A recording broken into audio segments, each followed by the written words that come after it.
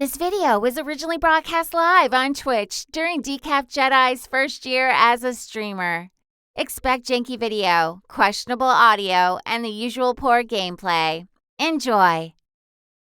Hey everyone, welcome to Retro Adventure Wednesday. This time around we're going to be playing King's Quest IV Perils of Rosella. Also, I am trying out a facecam for the first time on one of my streams, and I absolutely hate it already. So really the main attraction of this stream, I think, will be watching my social anxiety just ramp up as the stream goes on, as I try to act like a human being, but somehow still process the fact that that I'm not quite a human being when I'm on camera.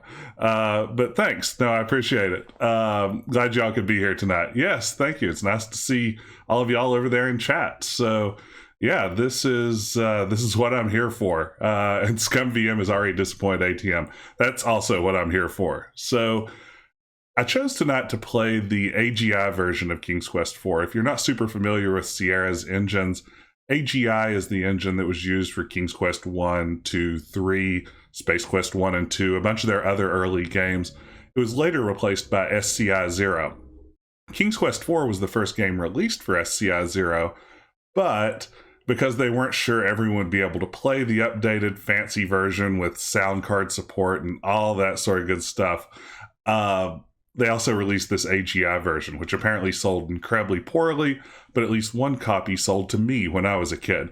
This is the version I played when I played King's Quest IV back in 1988 or 89 or whenever I actually got my hands on it, because I had a computer with only 256K of RAM, couldn't handle the upgraded version.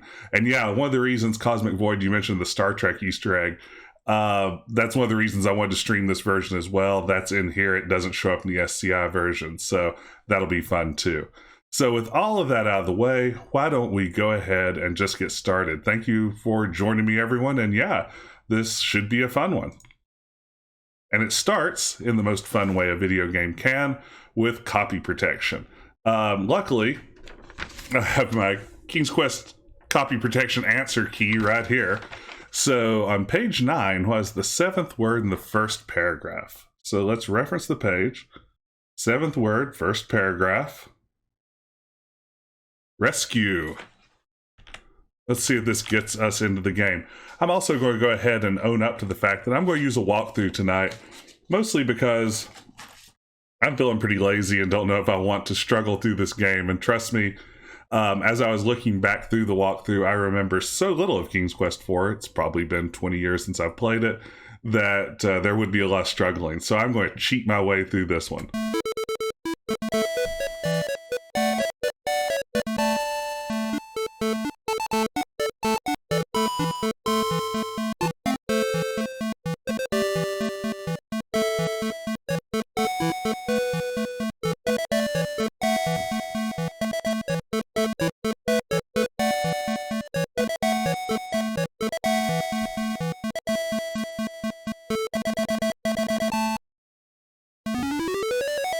I think I can skip past the credits here.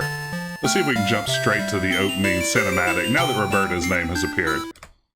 There we go.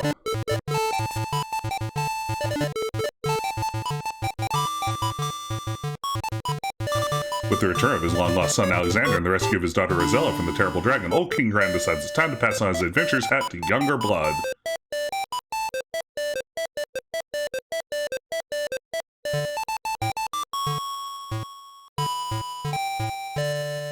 He flings the battered hat toward his children, while his wife, Queen Valenice, proudly looks on. Arches through the air just like a hat does. Suddenly. Ooh. Help me, he rasps. The adventure hat lies unclaimed upon the floor, forgotten.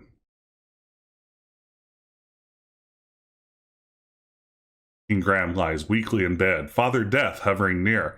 Father Death, that's an interesting choice. Grief suddenly overwhelming her, Rosella runs from the room. Oh, Father, she sobs. You're still young. You should have many years ahead of you. Oh, I wish I could help you, Father.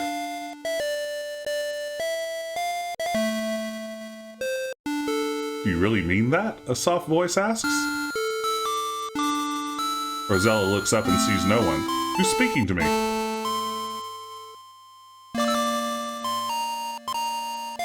I am, the voice says. Look in the magic mirror. Rosella sees an image in the mirror. Who are you? She queries.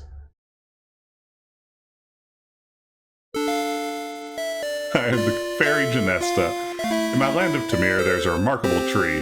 This tiny tree needs 100 years to bear a single fruit. But this is no ordinary fruit. It's like a dragon fruit. For if a person were to eat it, one would find that good health and well-being would be theirs for many years. Rosella is much heartened by this news. Where's this land of Tamir? Genesta smiles. Tamir is very far away. With my magic, I can bring you here.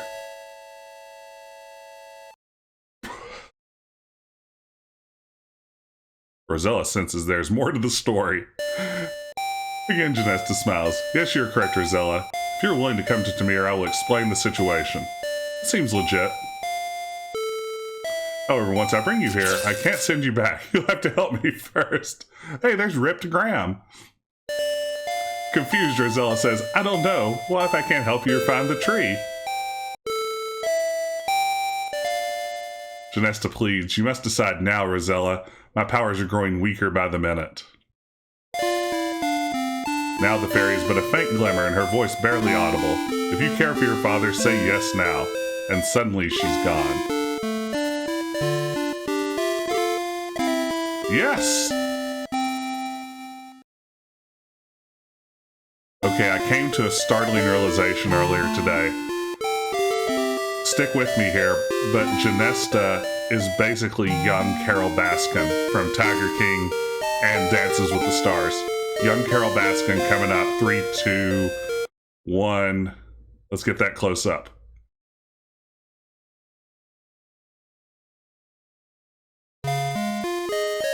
Rosella looks awestruck at the fairy. She is stunningly beautiful like Carol Baskin. But still, there is a certain sadness to her.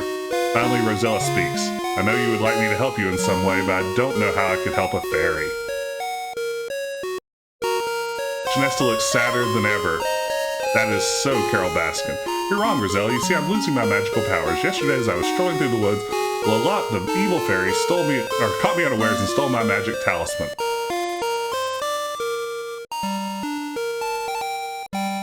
The fairy sighs. She yanked it away from my neck and raced away, screeching with laughter. Immediately, I felt my powers diminishing and my body weakening. I will die in 24 hours if my talisman is not returned.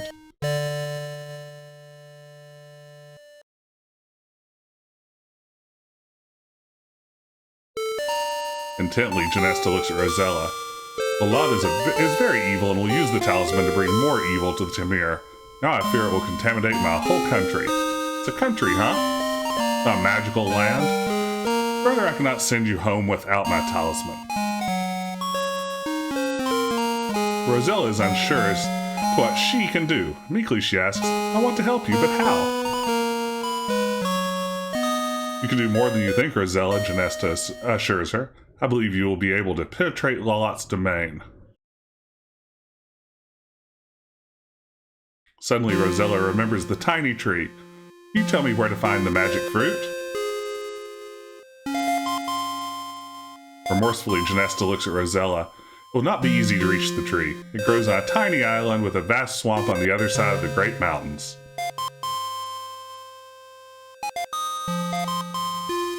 Bravely fighting back tears, Rosella says, I will help you in any way I can, Genesta. How can I find Lolette? Or Lalot. I want to call her Lolette very badly. The beautiful fairy points eastward. Lalotte's castle overlooks Tamir from the Great Mountains.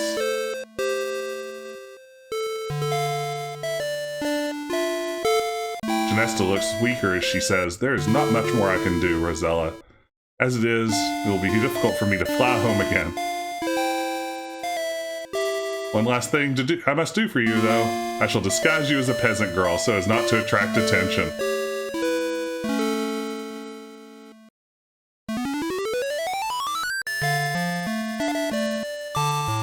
So thank you, Genesta, I think, Rosella stammers. She doesn't care for the new look. It'll be better for you, the fairy says. Well, I must be awful. I can still fly. I know you can do it. Goodbye. Good luck.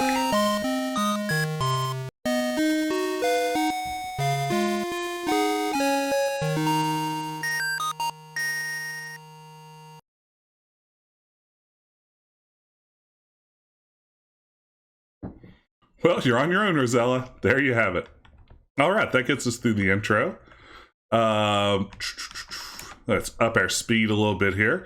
So yeah, we have the AGI engine. Resolution's a little lower than the SCI version a lot of people may be familiar with.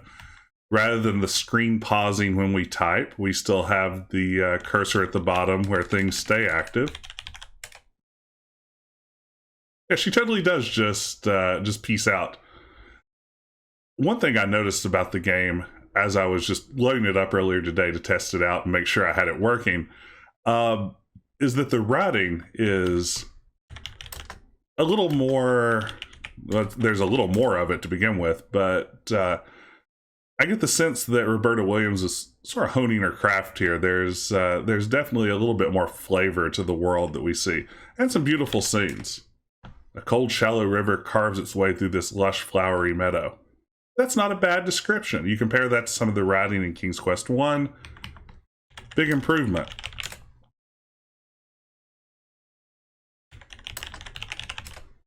Colorful wildflowers grow among the small rocks and bushes of the meadowland.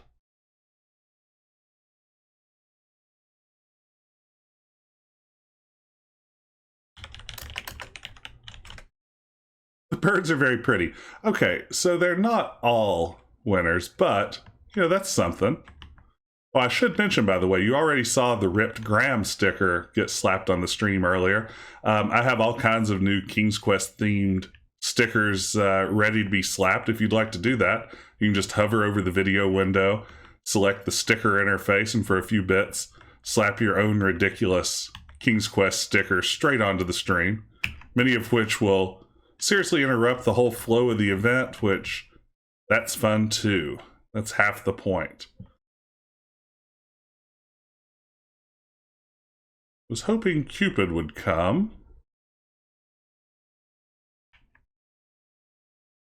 Uh-oh. I have no memory of the map of this game. Hey, there's the unicorn. Can't really do much with that yet, but good to know it's there. A beautiful wild unicorn in the meadow. Its coat is dapple gray. Its wonderful horn shines like gold. The unicorn shies at your approach and trots away. Oh, thank you. Thank you for noticing the face cam. Like I was saying earlier at the start of the stream, I'm not sure what I think about it yet. I'm a little weirded out by the idea of being on camera, but since I basically lived my entire professional life on a Zoom call nowadays, I figured why not add that to my streaming experience as well. Yeah, the monster you have to run away from is, of course, a King's Quest classic, especially during these AGI era games.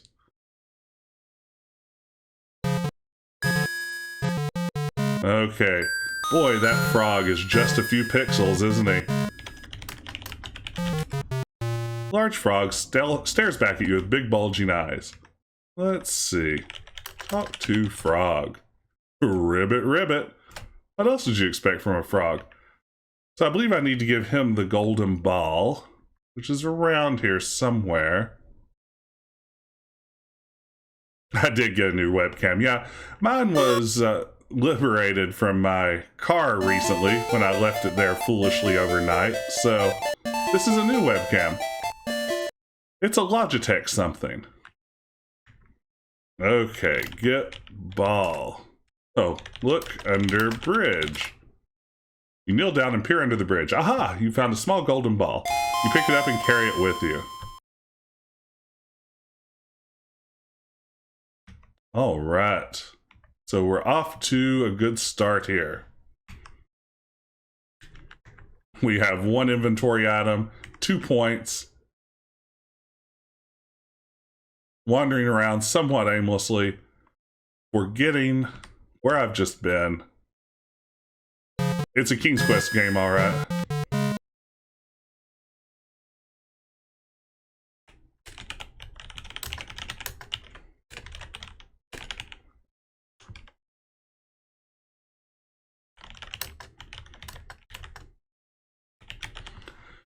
It's similar in most ways in terms of the puzzle, story, writing, all that sort of stuff. The SCI version has a full soundtrack, more of an orchestral Roland MT32 supporting Sound Blaster ad-lib kind of thing.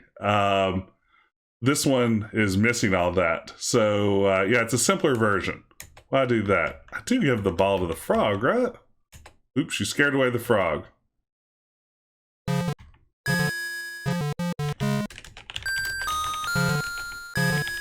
Is it not the ball?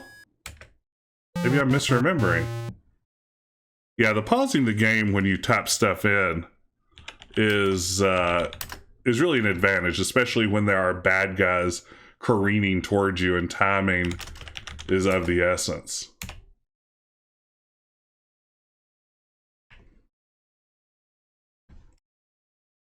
You, quote-unquote, accidentally drop the golden ball into the pond. From atop a lily pad, a large green frog leaps into the water and disappears from view. A moment later, the frog emerges with, yes, your lost ball in its mouth. It seems as if the frog is kindly returning your gold ball to you. Let's kiss that frog, baby. Your pucker isn't working right now. Get frog? Squinching up your nose in disgust, you catch the large frog and hold it in your hand. It stares at you with its big bulgy eyes and wobbles its throat. Kiss frog. You look at the frog's green lips. Good. You feel silly doing this as you slowly put your mouth against the frog's.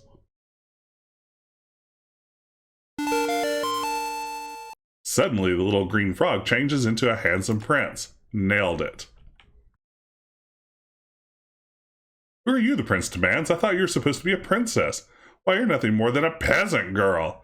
You blanch a bit at that remark, but say nothing. Well, ta-ta, he says. I'm off. Here, you may keep this. To your surprise, he tosses the little golden crown to you as he takes his leave. Good riddance, you think. Did I take the crown already? Let's get the ball.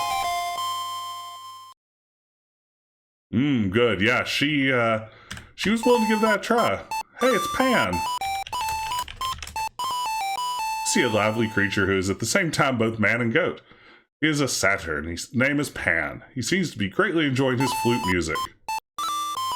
It's Zamfir, master of the pan flute. That's a deep cut. Okay. Is there something I have to do to trigger Cupid to show up, or is he just... Whoop. Alright, what do I actually need to be doing now?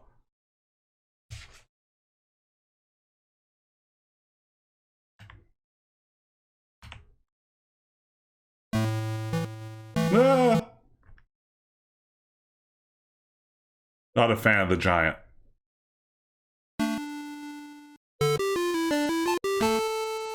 Oh, check out this creepy woods music, though. That's pretty good.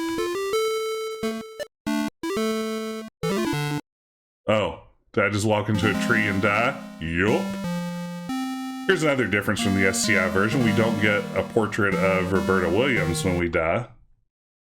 So, there's that. Alright, drop ball in pond.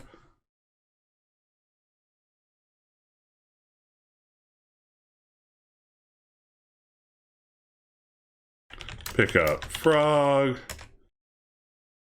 Kiss frog. Good. Let's go, handsome prince.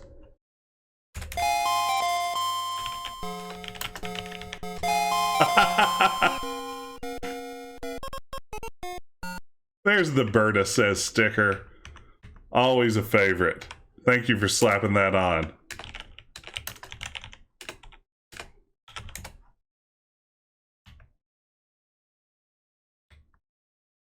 Okay. My walkthrough suggests that finding Cupid isn't so hard, and hey, here he is.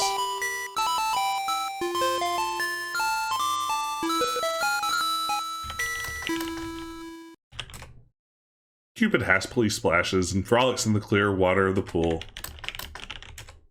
What's an Eros?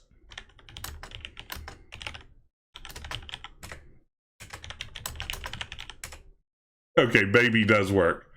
Oh no, we have back-to-back redemptions of channel points, and these are big ones. Class is in session. That is my channel point redemption option. Oops, I missed my opportunity to grab his bow. I got so thrown by that. I wonder if that's a death state. Let's restore just to be safe. Let me see if I can grab that bow, and then I will handle both of those channel point redemptions. Okay, so he's not here right now. This is a good time to do it.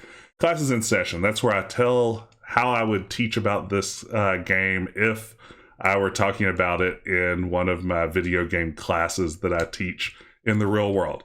I think I'd focus on the fact that this is a very early game in terms of games featuring female protagonists. I talked a little bit about this on Twitter today. Not the first. We had games like Ladybug and Kangaroo and Miss Pac-Man that had non-human female protagonists. There were a number of Japanese games prior to this that featured human female protagonists. Metroid in 1986 is the game that typically here in the West we talk about as our first human female protagonist. Plundered Hearts came out a year or so after that from Infocom, also starring a female character designed by a woman named Amy Briggs. But I still think it's pretty significant. This early in the history of female protagonists, we have here an adventure game starring a female protagonist, written and designed, created by a woman, Roberta Williams. And even today, finding games starring women, designed by women, isn't necessarily something easy to do. So that's what I'd probably do for classes in session. Story time with Jess. Thank you for redeeming that ATM machine. I'll tell a King's Quest story. When I was 11 years old, my neighbor and friend Andrew and I got a hold of a camcorder and decided to shoot a King's Quest fan film together, where we basically adapted the story of King's Quest 3 with one another. And sadly, I don't know what's happened to that video. I'm sure it's mortifying in every way. I played Alexander, or Gwydion, I guess, during the sections that we actually bothered to get around to. But it was probably just the very worst, and I'm probably lucky that video of that doesn't exist. Much like I'm lucky that video doesn't exist of the time that I dressed in drag as Cleopatra and performed I Want to Marry an Archaeologist from... Graham, watch out! A poisonous snake! From the Dagger of Amun-Ra, but that's a very different story. Okay, what am I supposed to be doing here? So my walkthrough, that I will now consult because I've already given up, says we should go find the 7 dwarves next. Glad Cedric could make a cameo. He's always welcome in my book. Let's see. Just walking around. Oh, scary trees again. We want to avoid those.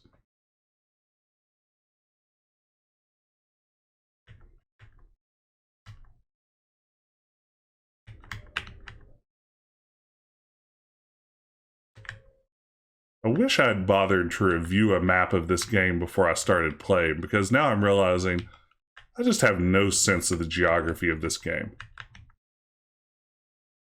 Hey, here's where we want to be. I love this scene. I think this is one of the prettiest scenes in King's Quest IV, maybe one of the prettiest scenes in the series.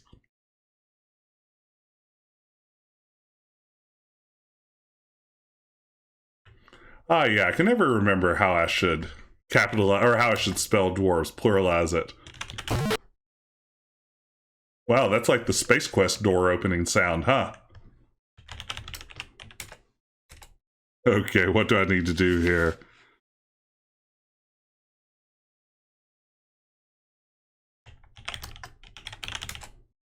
All right, cleaning montage.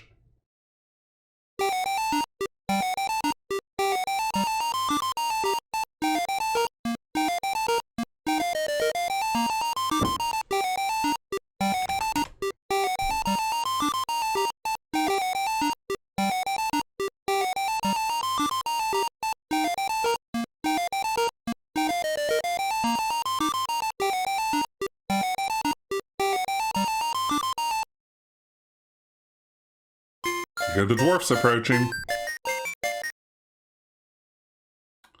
They're probably used to this. Some princess probably shows up once or twice a week, does all their chores for them. They don't even bother to say hello. They're just like, give me that grub. Gotta get back to the diamond mine.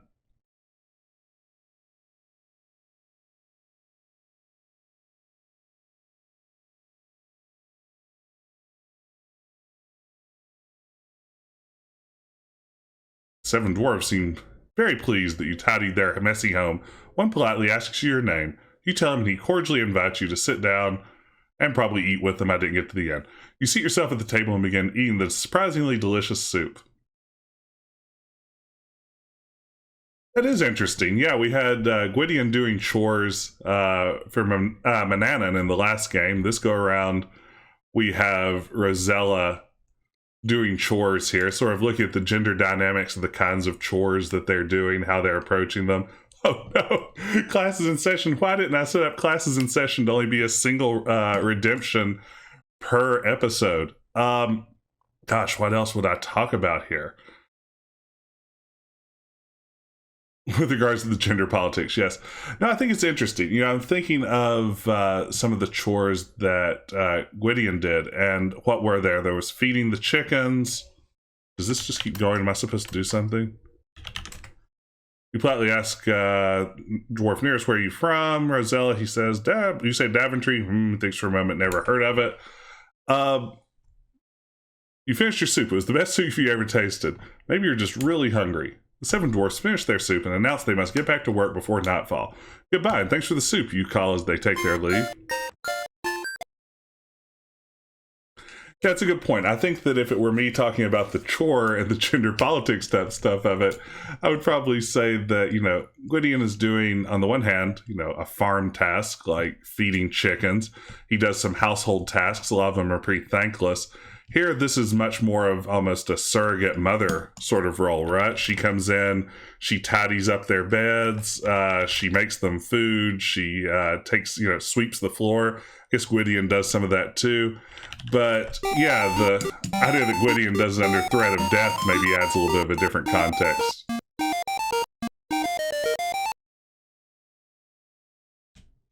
That's right. This is just a princessly thing to do. You break into someone's home, and then you start doing chores for them.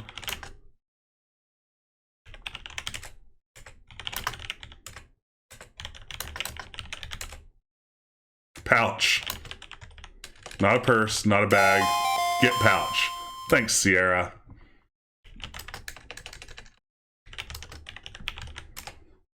Many diamonds sparkle within the pouch. You hold in your hand a leather pouch containing many diamonds. I guess the right thing to do here is return those. That's my tip. Return those to the dwarves, or dwarfs.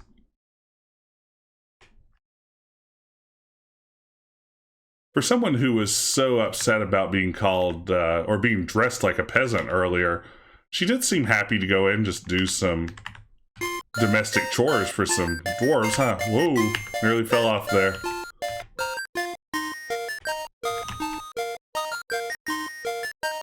Yes, Dwarf on Golf, the guy that walks around on his knees and does great comedy. The best comedy. Okay, let's give this dwarf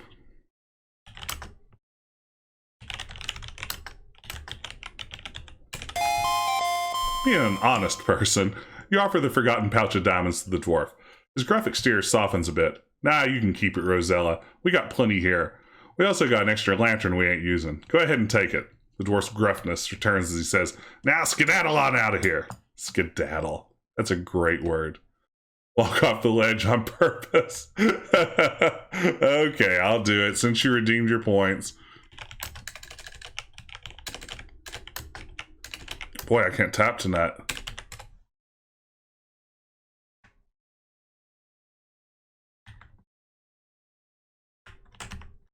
Here we go. Let's dive off of here. Okay, you just see like a little dainty drop there.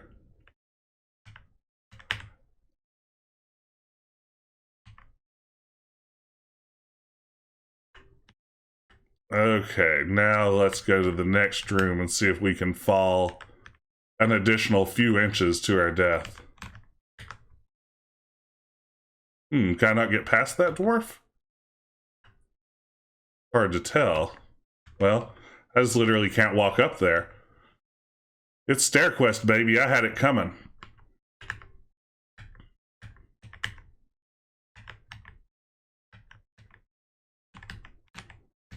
Yeah, I don't know if I can get past this guy. Yeah, I'm not sure if you can. Oh, I know. I'm looking forward to the to the staircase here before long. Okay, so all right, having fun. Glad I'm on facecam, keeping me positive. Not going to get frustrated when everyone can see me.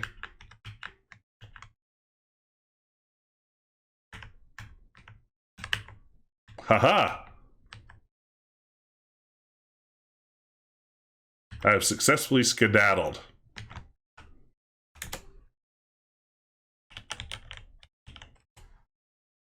Okay, so what is next? My walkthrough, that again I'm cheating to look at. I think we're going to head north a couple of screens. I wonder if Roberta ever played StairQuest. I would bet Roberta is not even remotely aware that StairQuest exists.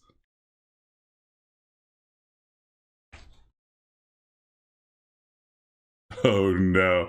As a kid, spent maybe an hour safe scumming that staircase and ran into a locked door. Such is life with a good Sierra game, right? So I think I'm supposed to go in here. Oh, I guess I'm not supposed to go in there. Maybe when it tells me to go into the big house, it means the mansion rather than the literal big house. Did I mess up Cupid?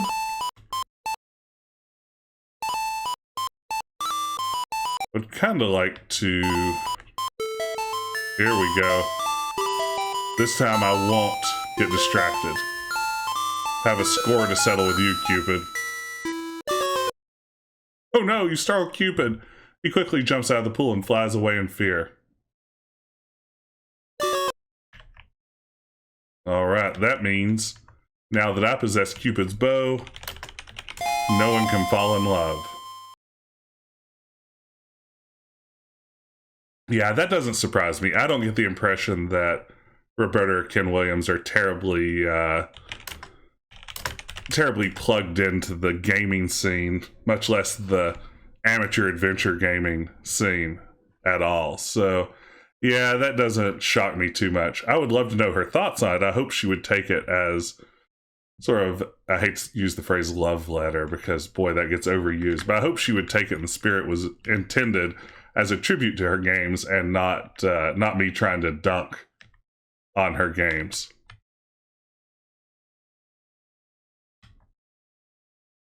So where is the mansion? That's true, they're going to have a game to promote soon. Maybe it's my chance to impose my terrible game on them.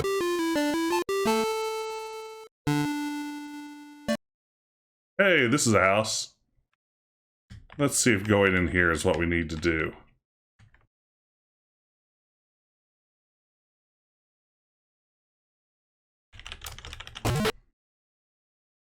That's that Space Quest door opening sound again, which is such a weird choice to hear in King's Quest. Okay, so let's see. What does it want us to do? It wants us to go to the room to the west. Never eat sour watermelons. We'll go over here. Oh, that insane real estate listing for Roberta and Ken's old house is just the best.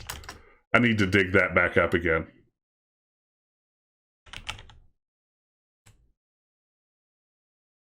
The complete works of William Shakespeare.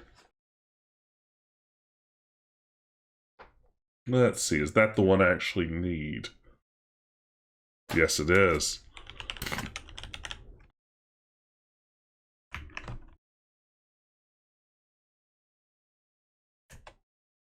Not over here. Still not close enough. Still not close enough. You remove the Shakespeare book from the shelf and carry it with you.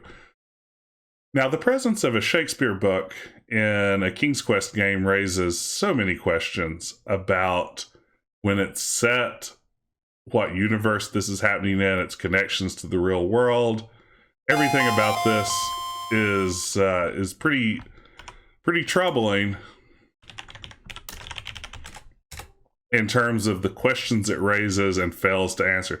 This is in the real world. This is actually happening. If I die in this game, I will die in real life. I think you're absolutely right. This all happened in 1974. Yeah, Daventry is just a little town right outside the Yosemite National Park.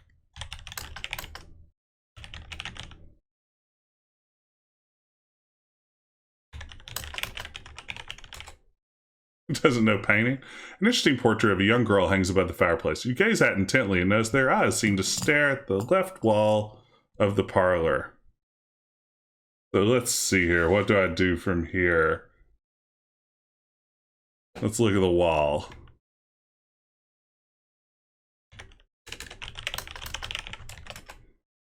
What's an art?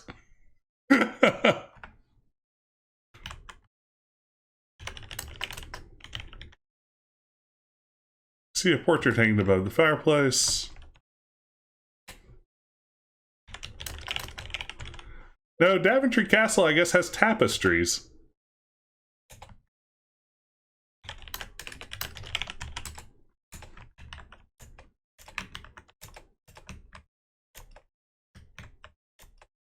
Oh, Sierra.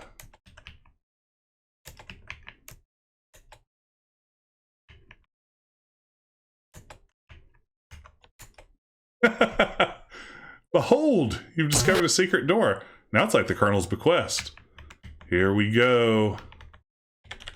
I see stairs.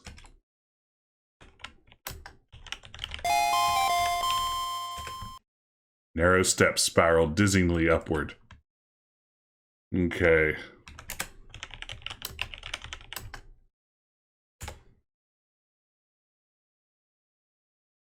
Get a drink before this goes on. Tonight I'm drinking Dr. Enough.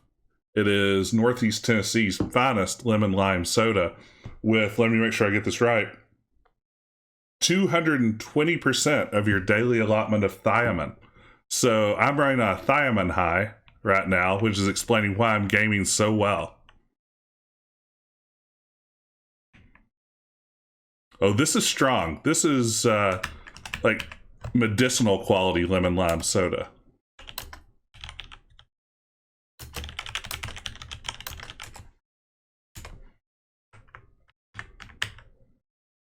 Okay. I can't even be mad when I fall off of stairs in a Sierra game anymore, because at this point, I'm getting exactly what I deserve. I'm staying in fast. Better luck next time. If I keep having to reload this save, Dr. Enough is going to get a lot of free advertising.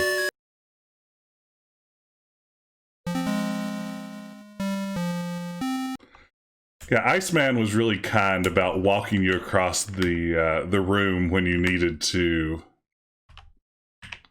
get closer to something. Don't want to go slow.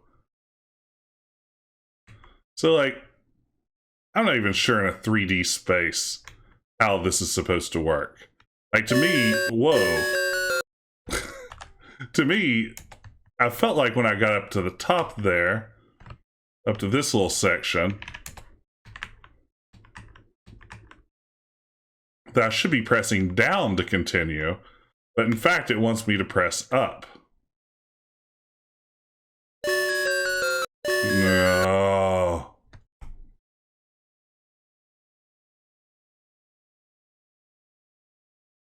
We didn't do any spiral staircases when we made Stair Quest.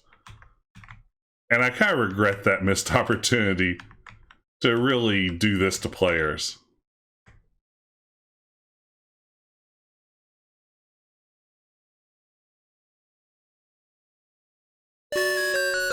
Oh, you gotta be kidding me.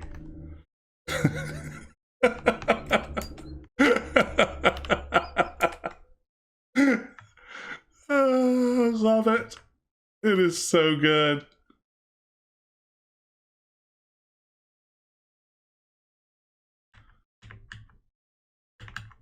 I mean, this is just where it's at. And yes, as my bot just mentioned, it's September. If you enjoy watching me fail to walk upstairs, there's no better time to subscribe and support the channel. Okay, now that I'm up here, I'm going to peek at my walkthrough again. Pull the latch, walk through the secret door, take shovel. Oh, walkthrough says I don't need to be up here yet.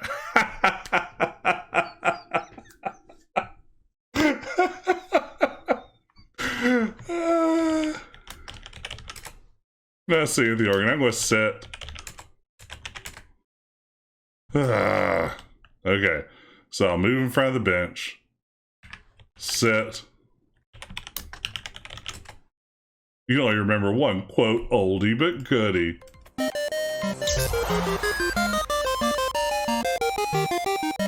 Oh wow, thank you for gifting that sub. I appreciate that. That's awesome. Also, I guess we have a redeemed story time with Jess from Paul Not Pat. Story time with Jess. Gosh, what should I tell now? Oh, there's no stopping this, is there? Okay, maybe I'll let this play out before I launch into the next story. Story time with Jess. I can tell you about the first time that I played a King's Quest game. I received my first computer, a Tandy 1000 EX, for Christmas 1986. And with that, my parents picked up from Radio Shack 2 games. The salesperson apparently recommended Activision's Ghostbusters game that was popular at the time, was ported to basically every system imaginable, and King's Quest 2, which was at the time the latest King's Quest, I believe, on the shelves. And I remember vividly playing it Christmas morning 1986. Absolutely loved it. I didn't get super far that first go around. I was 9 years old. The game was a little too tough for me, but I immediately fell in love with adventure games, and from there on out have been addicted pretty much ever since. So there's my story time.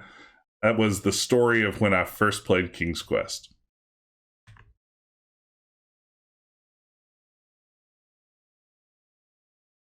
I think I went through a phase there, Paul Not Pat, where I might have called you Phil once. So I've given you yet a third name that I'm terribly ashamed of. So it's getting out of control at this point. Okay, so I absolutely did not need to go up and down those stairs, but I did, just for entertainment value.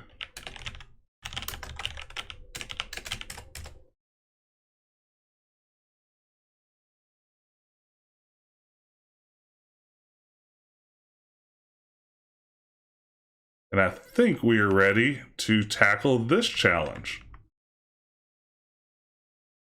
Maybe. So let's jump in. And I believe when we swim toward this, the current will push us back. Let's wear our jaunty little crown. We're too busy swimming. Now, it's important to note here that all video games should allow you to go behind the waterfall and see what's about to happen. And this is a great example of a game that does. Oh, I'm not ready for it. I need the flute yet. Or first, huh? Let me see here. I have no memory of how to...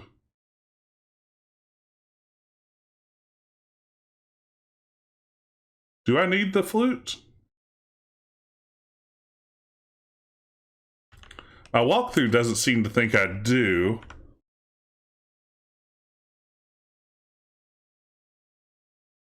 Okay, I do. I'm going to trust you. Hey, there's the worm. We do need that. So let's intimidate a bird.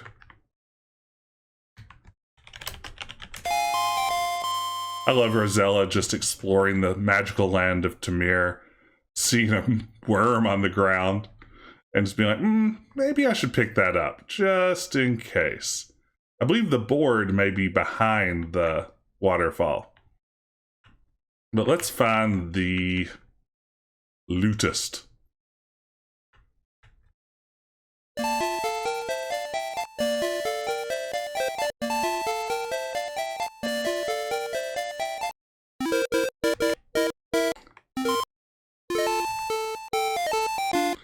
Swanee River, huh? Old folks at home. But a jazzy version. You say hello to the minstrel, who looks at you in surprise. Well, well, who do we have here, he asks. Introduce yourself. Hello, Rosella, the minstrel says. Let me play one of my favorite tunes. He begins to play an old ballad. Unfortunately, it appears his musical skills are quite limited as he plucks and pings his way through an otherwise beautiful song.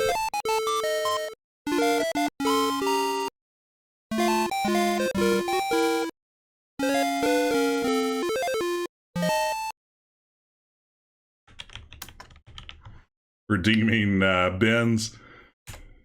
Man, that could get you into more trouble than it's worth. Oh, tell me more. I like trouble. What's it like? That's what you get when someone doesn't feel like it's good enough to really retweet. Let's see. Give book. You hand the book of Shakespeare to the minstrel. Curiously, he opens it and begins to read aloud, first hesitantly and then with increased forcefulness as he begins to get into it.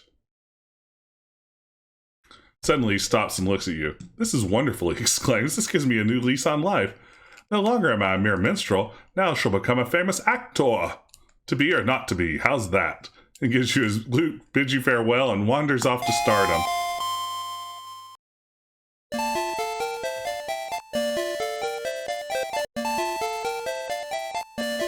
Can I play the lute? There's not anybody here to be impressed with your music.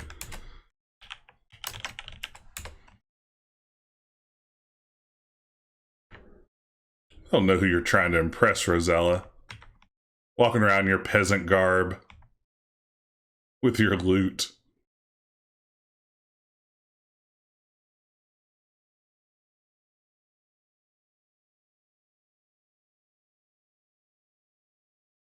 I believe the game is on a 24-hour clock, right? Like a literal, if you don't finish in 24 hours, you lose, but it seems unlikely anyone could spend 24 hours of actual game time in this, right? Who knows, though? Okay, let's see if we can get back to the waterfall, because now I think we're ready to go in.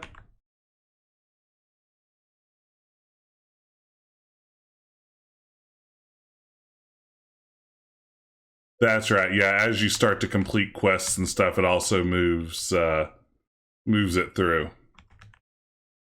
It's not as upsetting as the clock on Leisure Suit Larry 1, where at the end of the game, if Larry has yet to sleep with a woman, he pulls out a gun and commits suicide, which is something I only found out about a couple of years ago, and it's literally the worst thing I can imagine putting in an adventure game.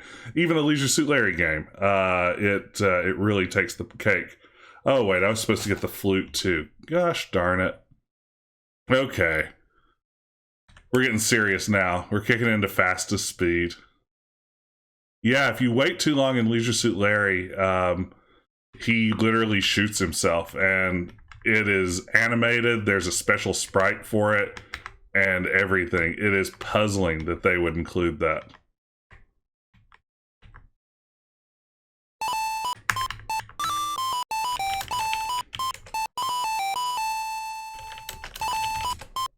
You attempt to speak to Pam, and he pays you no mind.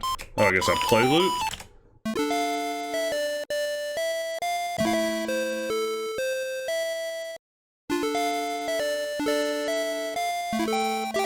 I believe it's only in the EGA. You're going to play a catchy tune upon the lute, attracting Pan's attention. Curiously, he comes over to you and watches you play. Alright, we have a flute. We are now a flautist? Is that how you spell that?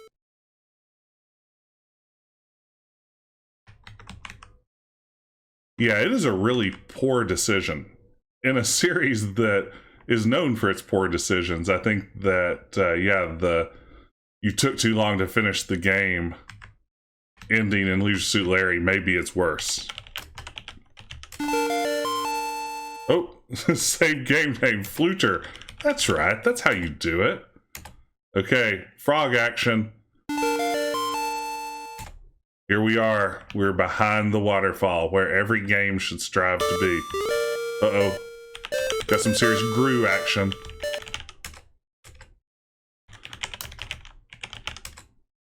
Using a flint attached to it, you light the oil lantern. The lantern burns with a bright glow.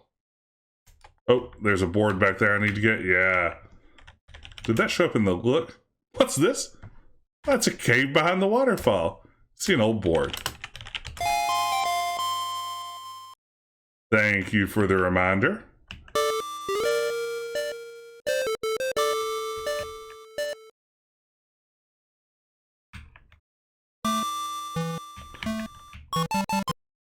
Watch out!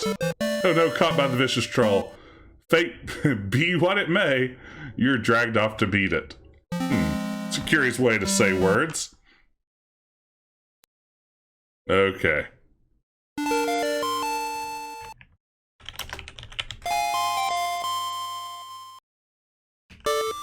There's actually a video promo for King's Quest IV floating around on YouTube that Sierra released to promote the game, that recreates this scene with a live actress. It's pretty great. Everyone should check it out. Okay, there's a bone I need to get.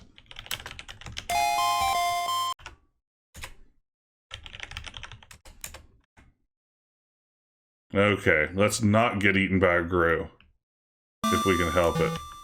How do I avoid the Gru, or the troll in this case?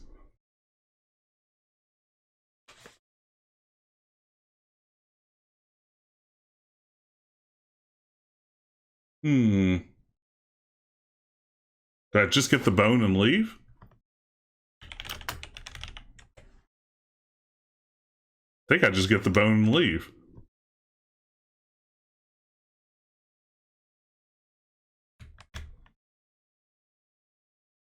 Okay. Valnice, yeah, I really love this sprite for Rosella, the shading. Yeah, it's really nice, right? For the low resolution, I think it manages to look really good. Like, you get a good sense of what her outfit is supposed to be. You get the pigtails that kind of animate along with it. It's a good sprite. They did a lot with very little here. Okay.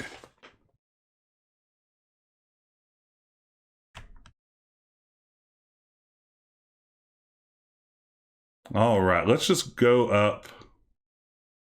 Need the flute to get the fruit. I appreciate that. Let's just go up this path. Oh no, Lolot's goons. How do we know that, I wonder? Those could have been anyone's goons.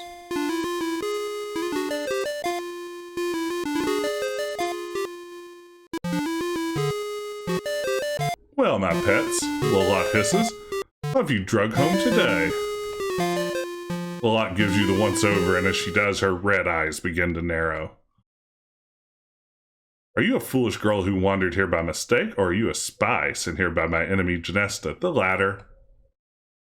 You swear to Lolot that you're nothing but a poor peasant girl who lost her way. She doesn't seem to believe you, as her mouth begins to snarl and her eyes narrow to mere slits. For the first time, you experience real fear and begin to tremble. For the first time ever? You don't look stupid enough to have wandered here. I believe you're a spy.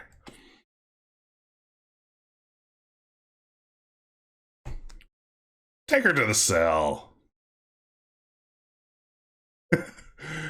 Yes, people should blurt things out more often about being spies.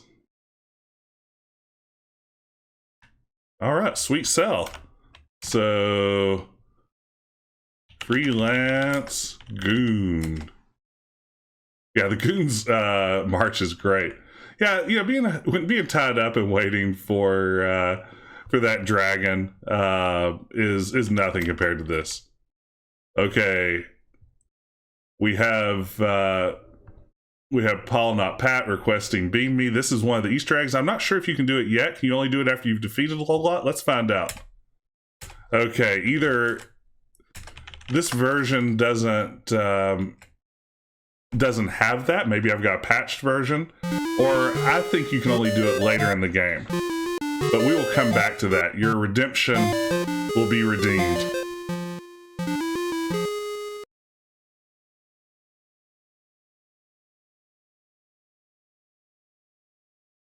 You're lucky, my dear. My precious son Edgar has taken a liking to you, and he believes you.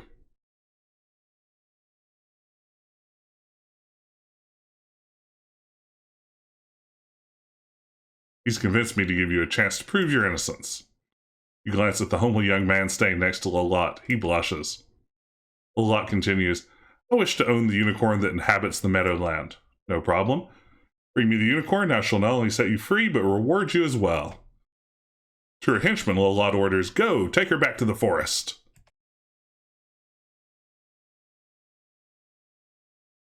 Okay, we're back in the forest. What's next?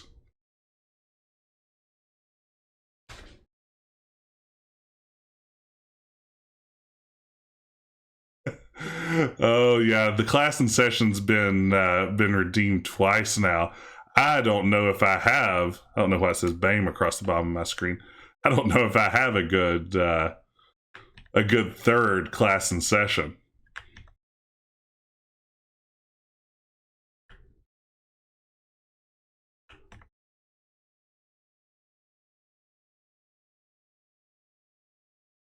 This is one of the unicorn screen. Oh, okay.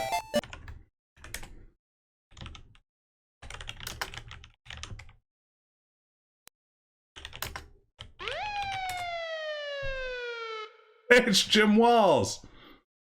We're still that and only talking about what I do when I was a camp counselor. I think that's a good point redemption. I mean, if I didn't think you might be here tonight, I would have added like use Mouse's phone as one of mine. So yeah, get your gems up in here. See, this is where not pausing when you're typing is shoot unicorn with bow.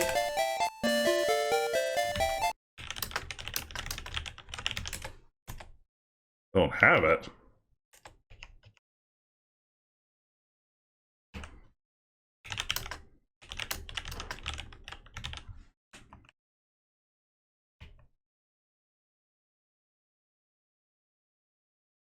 Yeah, maybe with arrow.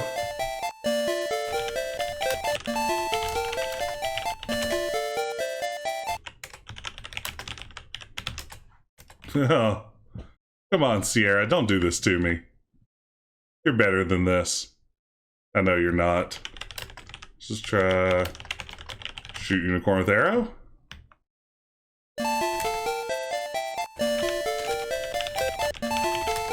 Ha! Just shoot unicorn. You aim one of Cupid's arrows toward the beautiful unicorn. You let go of the bowstring. Zing! Bullseye! Not usually how you spell that, is it? The magnificent unicorn is no longer afraid of you. It's now your friend. Oh, it loves me. Yeah, I thought unicorns dug princesses, right? Isn't that their whole deal? Okay, so now we have the unicorn.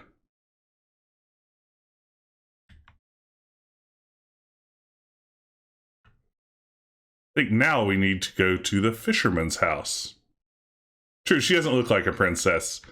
He's like, you know, I'm not really going to just be friends with a peasant girl.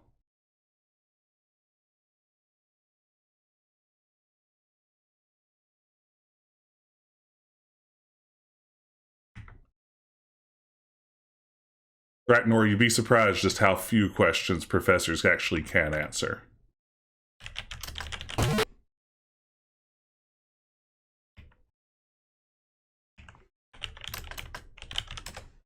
You say hello to the poor woman. Is Does that mean like impoverished woman, or do we just feel bad for her because she lives at a pier? She looks at you impatiently and answers, I don't have time for you, young lady. Now get on out of here. Okay. What do I do now that I'm here at the fisherman's house? I think I go out.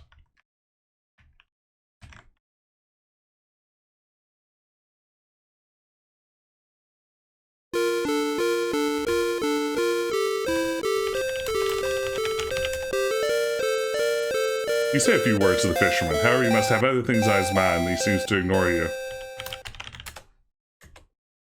Okay. Follow him back in. Maybe? You talk to the grizzled fisherman as he sits at the table. Sign, he tells you. Them fish ain't been biting lately. Things don't get bare soon. I don't know what to do. Have you tried bait? No, that's not it.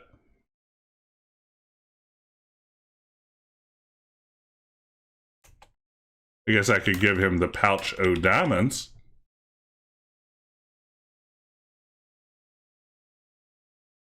Oh, that's interesting. According to the official book of King's Quest, the ropes on the dock were added to remove a bug with the walk boxes. It would have been cooler if Rosella had just thrown the diamonds across the table, but I guess I have to get right up next to him. Wife, give the girl my fishing pole in trade. Thank you. Obediently. She retrieves the pole and hands it to you. Thank you very much, she says, smiling. You have certainly helped us. All right.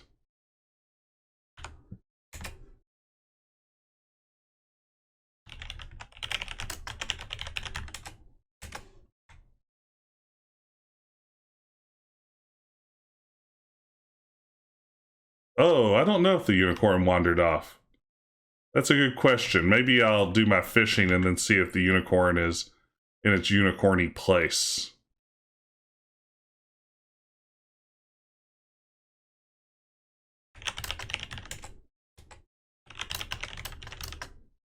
I don't have the bridle yet, right?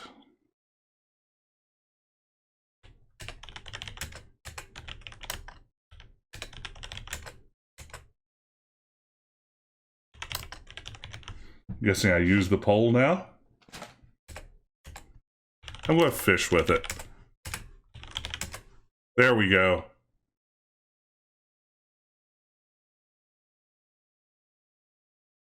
The fish don't seem to be biting. Is there a better place?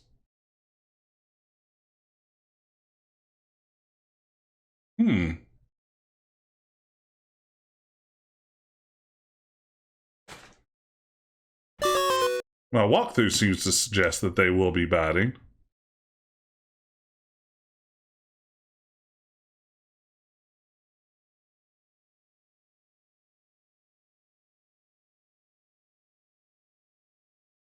Try this again.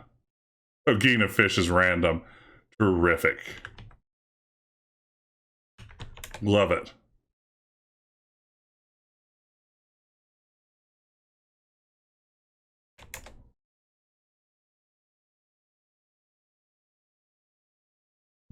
I mean, I suppose that's how real fishing works, too.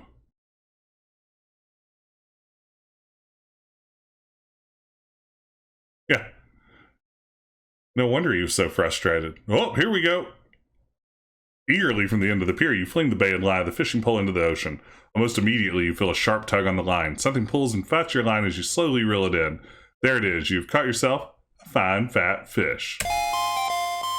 All right, so now we're carrying a fish. We're unstoppable.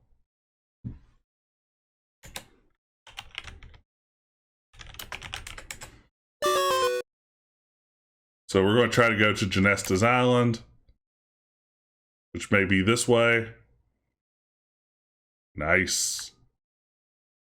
I'm going to get that feather. Okay.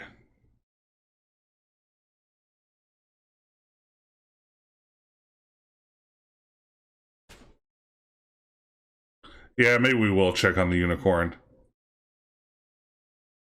Not a bad idea. Oh no! We've been swallowed by a huge whale, y'all. It's happening. I wasn't ready for this yet. What all is in the whale that we need to worry about?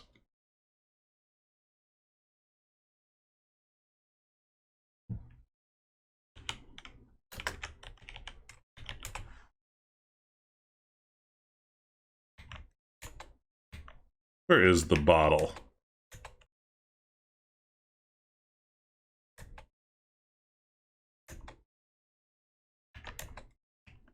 Oh, it's just floating around over there. Thought that was a fish.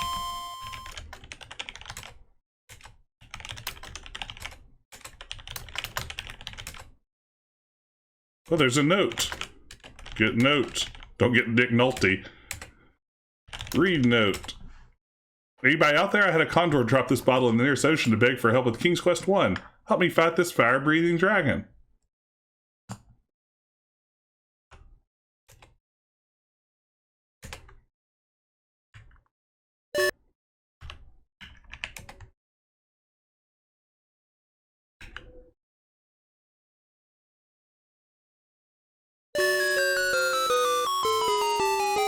It's not so bad so far. We'll give it a try here. If we get dead-ended, we'll figure it out. But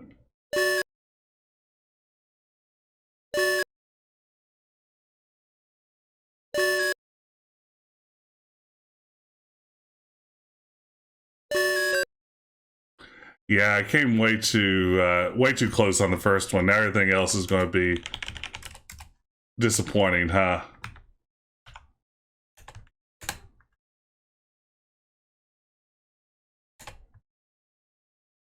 Her dress is a delightful whale's tongue red.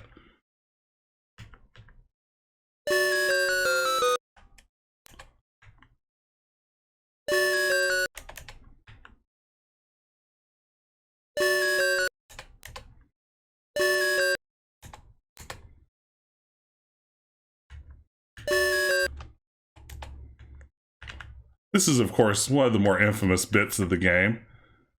It's later parodied in Leisure Suit Larry 3 during the ending sequence when Larry and Patty travel to Sierra Studios.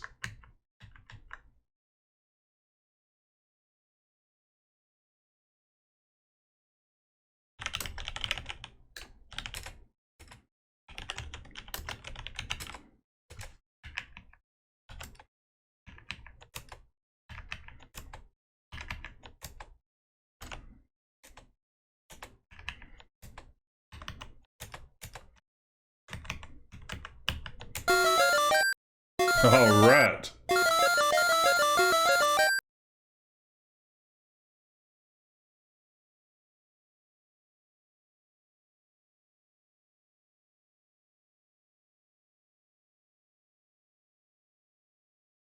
Again, you find yourself swimming in the ocean. Let's save. That actually went pretty smoothly.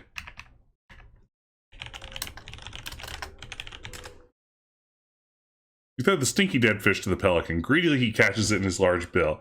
As he does so, you notice something shiny fall from his bill onto the ground.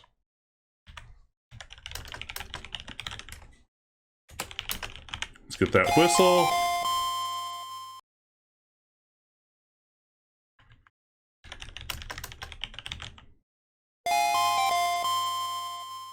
Oh, the bridle. Throw bridle on snake.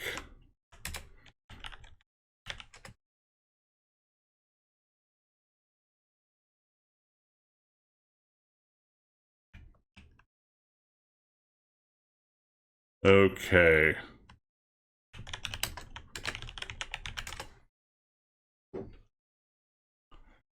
Pull out the shiny silver whistle and put your lips and forcibly blow into it, producing a loud tweet. Speaking of which, I'm going to go retweet my mention that this stream is live.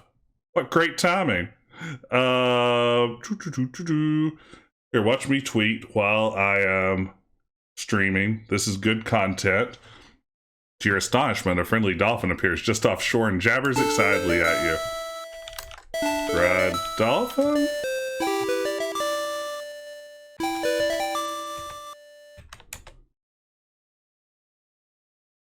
This is some quality dolphin riding. It's not as good as when Graham rode that fish at the end of King's Quest 2, but it's pretty good.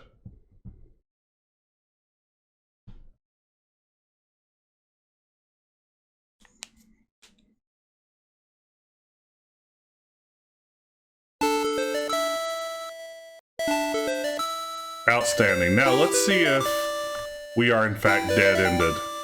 Dead-ended. Dead-ended.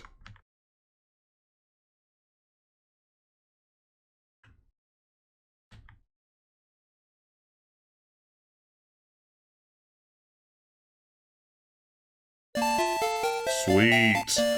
Unicorn's still here.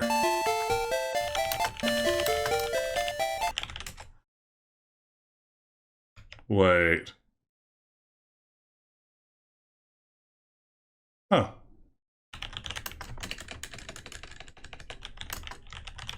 I'd watch this all again. Thank you, Thraknor.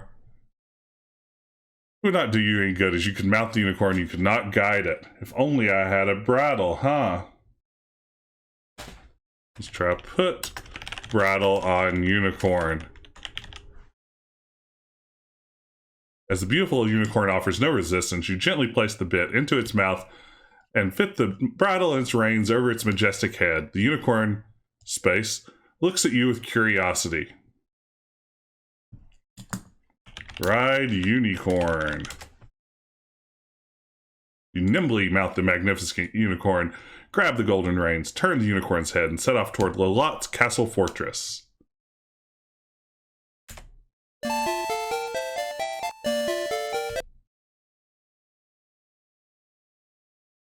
All right. Wish the dwarfs were here to see me.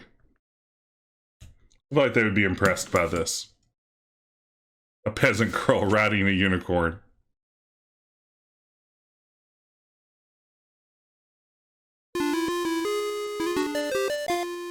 Uh-oh, goons. It's her famous goons. I'd recognize them anywhere.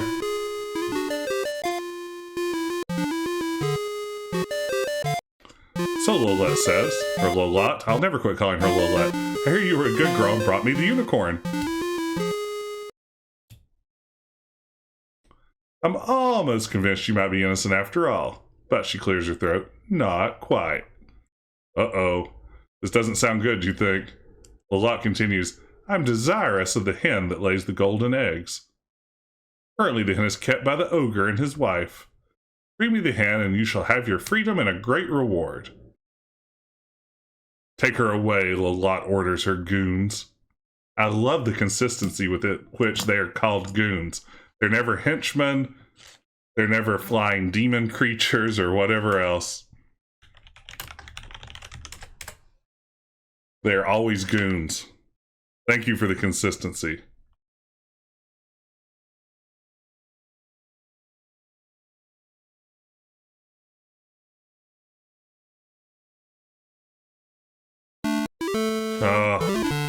Tree trick.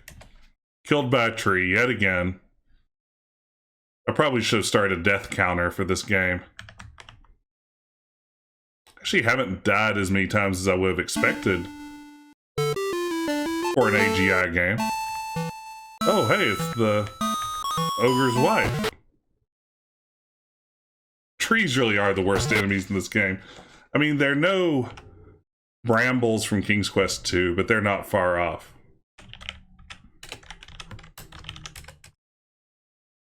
So I think I can just go in? Maybe? I doubt it.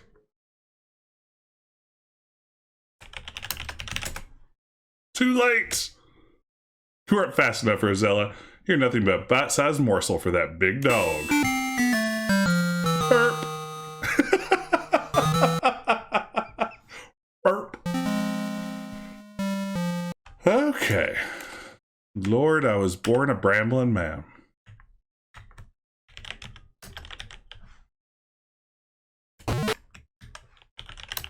This is an old AGI trick, right?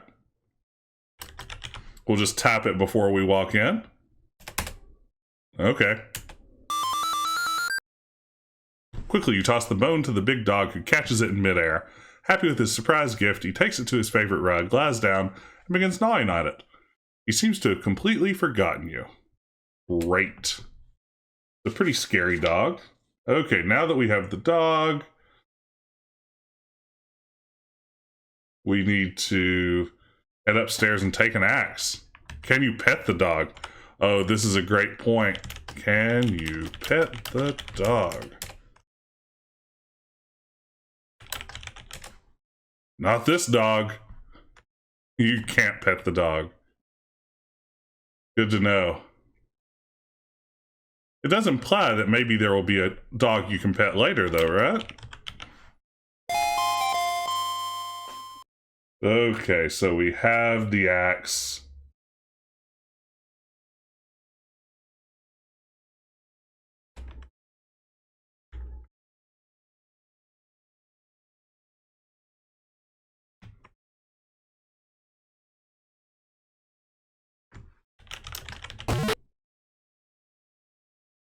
That door sound is just messing with my head.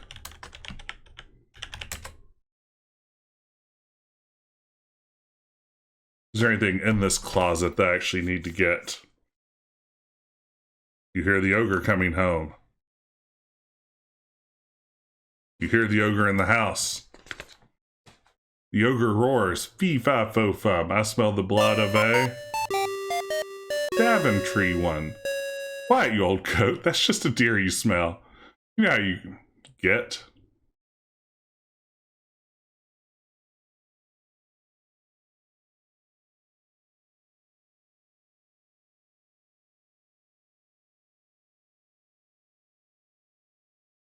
Okay. Watching an ogre eat. This is pretty exciting. This keyhole view, though, is pretty, you know, fresh for a King's Quest game. I'm trying to think if they'd really tried any sort of real shift in perspective like this in any of the previous games. I can't recall right off the top of my head, but I'm probably overlooking something. With excitement, you watch the hen lay a golden egg, which the ogre takes. He yawns, then falls asleep. Oh, same. That Space Quest door sound. Yeah, have the hen that lays the golden eggs. This is just like the great DreamWorks. Oh no. Oh no. Was I supposed to escape more quickly? Or was there something I was supposed to do with the hen? Anyway, this reminds me of the DreamWorks hit film Puss in Boots. That involves hens still. I guess that was a goose that laid a golden egg. Just open door. The solution is open door. I feel like I might have gotten that. Oh, wow. Hey, Science Streams. Thanks for the raid. Appreciate you coming by. We are playing some King's Quest IV, the AGI version. Strangle Hen. Welcome, everyone. I hope you like retro adventure games. 16 colors of pure imagination.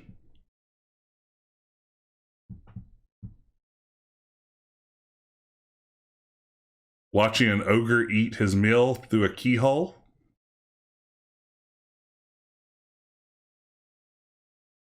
That's awesome. Glad you can make it. I was actually thinking about playing Hugo's House of Horrors once October rolls around. It's interesting you'd say that.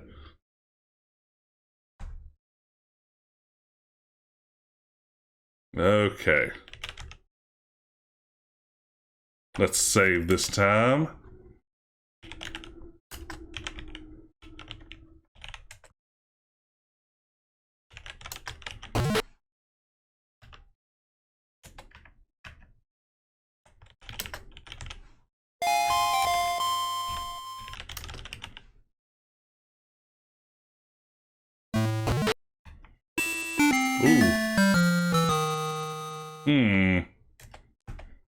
Have to be a little quicker than that.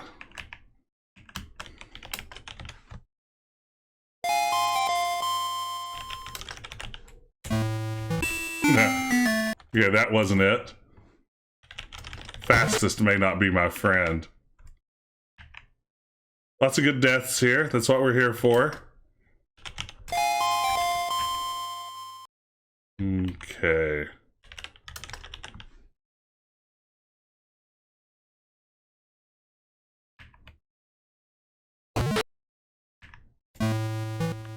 So this is very dependent on the speed of the game, huh?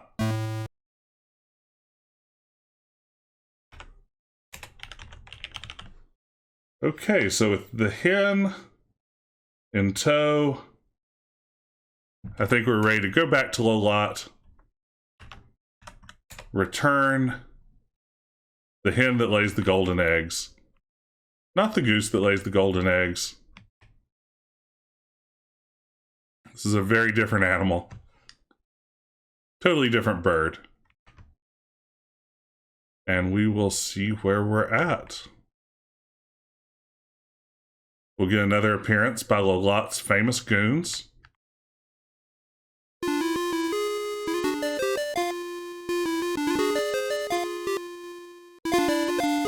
Geese are the worst. They're very aggressive. Nobody likes a goose. They're show-offs. What a good girl you are. I really ought to give you a reward right now. She pauses and you wonder what she's up to. But I have the tiniest bit of doubt left. One more thing and I'll be completely convinced of your innocence. It's the comedy rule of threes. You'll receive a wonderful reward. Somehow you don't believe her. I want to have Pandora's box. What could possibly go wrong? It's said that whoever owns it would be in a possession of the purest evil. With the power and evil of Pandora's box, I would be unstoppable. Hey, thanks for dropping by, Team Unicorn. Take care.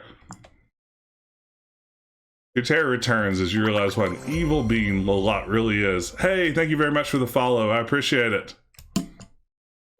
You wonder if you should be helping her in this way, but... Hey, thank you, Eric. I appreciate it. Another follow. Great. What can you do about it? Nothing right now.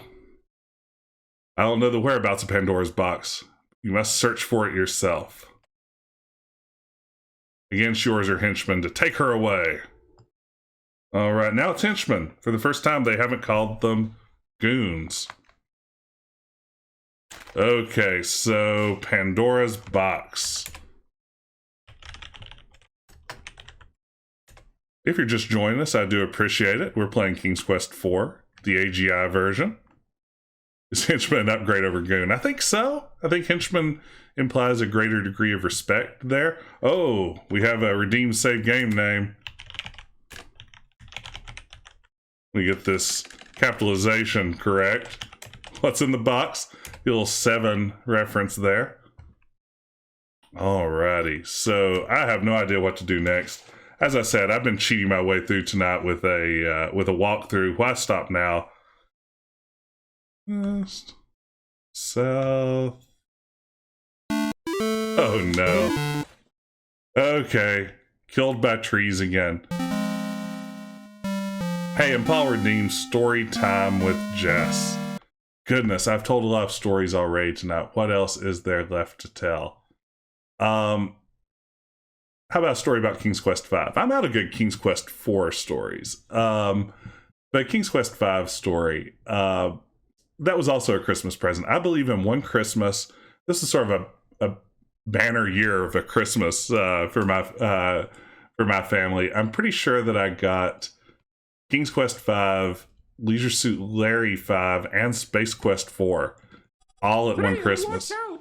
A poison snake! Thank you, Cedric. Glad you could stop in while we're talking about King's Quest V. And I remember I managed to beat Larry 5 before New Year's. Space Quest 4 came not long after that. I struggled mightily with King's Quest 5. I don't think it was maybe until eventually I had access to the internet a few years later and walkthroughs that I was ever actually able to beat King's Quest V. That was a nice Christmas. And yes, they were all EGA. They were all the 16 color versions of those games, all garish and terrible, but with a charm of their own. Yeah, that was a big Christmas for me. I wasn't normally quite that spoiled.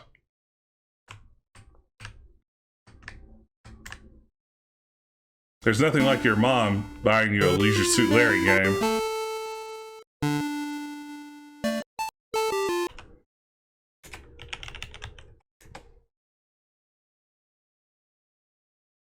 Ooh, the Ace Ventura game. Oh, I didn't think I walked into that. Okay. Can I just not walk east there? Where am I actually going? When we get to the witches, where are they at? This is how trees play pickup sticks. I really like that death message, but I don't know how much longer I want to just plow through this. Oh, I have to, don't I? Yeah. Alright, let's do this. Maybe try going. Nope.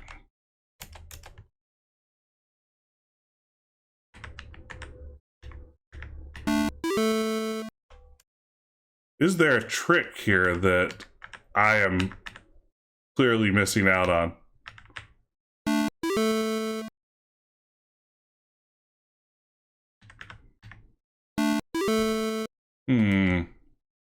Oh, use the axe.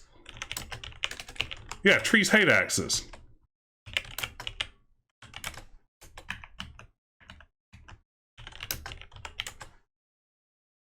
They would not be interested in anything you may have to offer. The scary trees only want you. Is that true?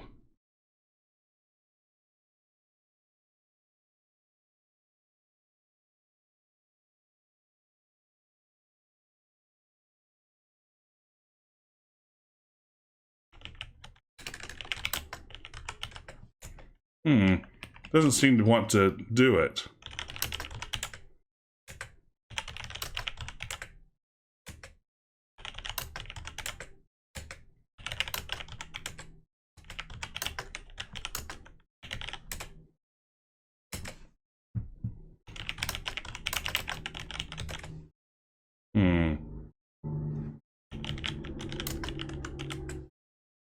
All right. Take care, Side Streams. Thanks again for the raid and have a good one.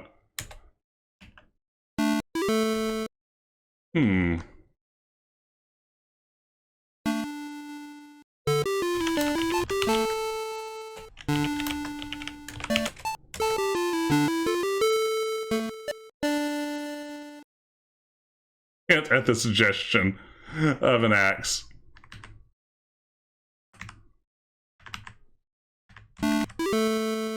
Okay.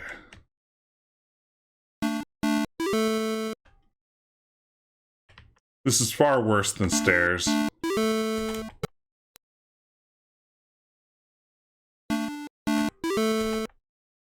Swing the axe.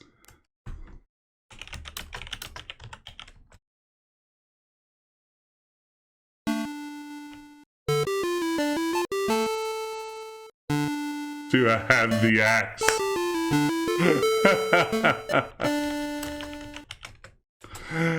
No, I do not.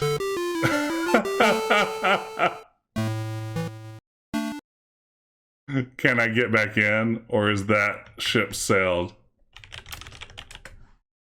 Okay. I blew it. Oh, what a mess. Okay, gonna head back. Sierra Games. Everybody? Okay. That might explain why my attempts to wave an axe were being met with nothing but disappointment. My lack of an axe. Classic. Thank you. Who suggested to me that maybe I didn't have... As Sonneveld, you were absolutely right. Rip me.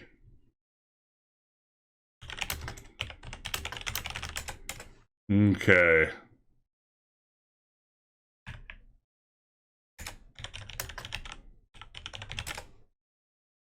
We get this fun keyhole scene again, though.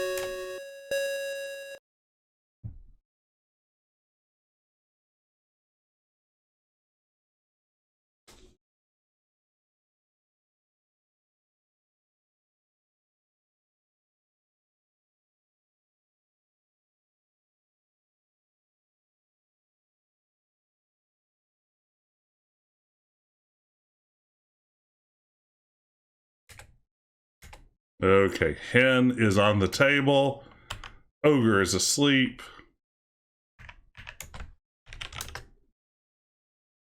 Let's do this thing. We'll do ogre stealth again.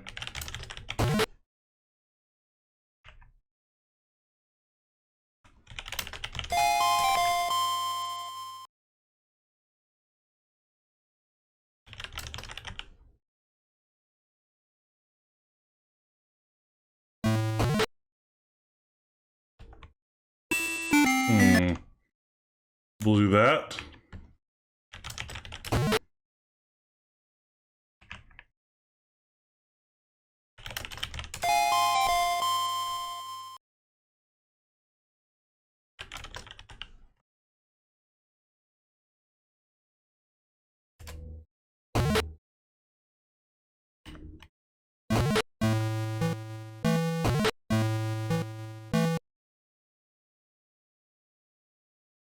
That's been my understanding too, that Sierra just never really saw the point in quality assurance or testing, which is wild to think about, right? I mean, these games at the time they were released were, you know, for all intents and purposes, AAA games. The idea that Sierra would sort of, you know, get lazy on the testing is pretty surprising.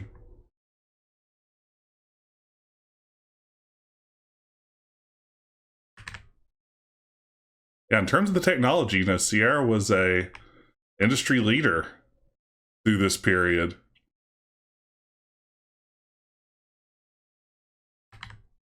I wonder, though, if we needed to have some of the puzzle design we associate with Sierra in order to get past it and onto something a little more reasonable.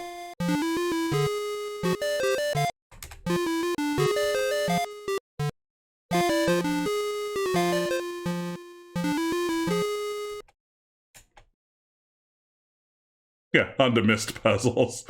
Onto maybe more of the LucasArts style puzzles. Even Sierra in its later years started getting a little better with it. Okay, so if I recall, I need to walk right into that tree. That is the save that has the axe. Yes, sharp axe. It says it right there. A mist came with dead ends. You shouldn't have turned that dial that direction. It's game over.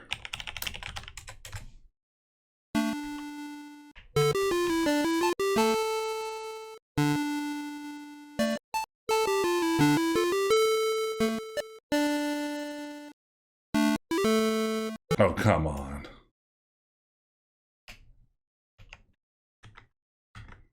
Okay, we've got this. We're going to stay calm and positive. It's going to go great.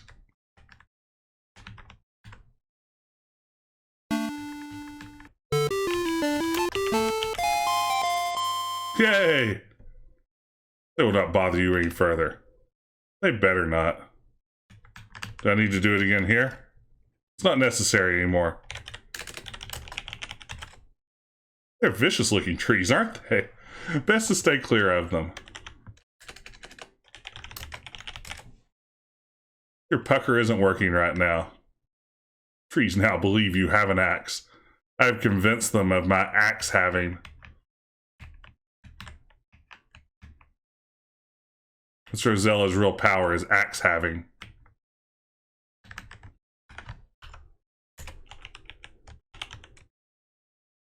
Okay, so now we are finally here at the cave. We're going to enter it, wait until one of the witches moves toward me, dodge her by going around the cauldron, then stand in between the other two witches. And we're going to grab an eye. Sweet. Classic Fates type scenario.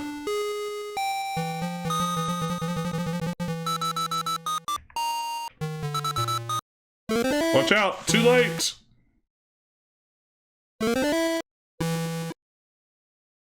You need a hot bath, but not this hot. Oh.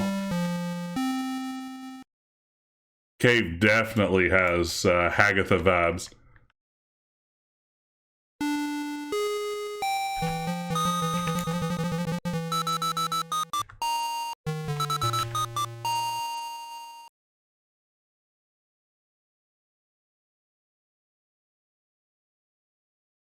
Come around.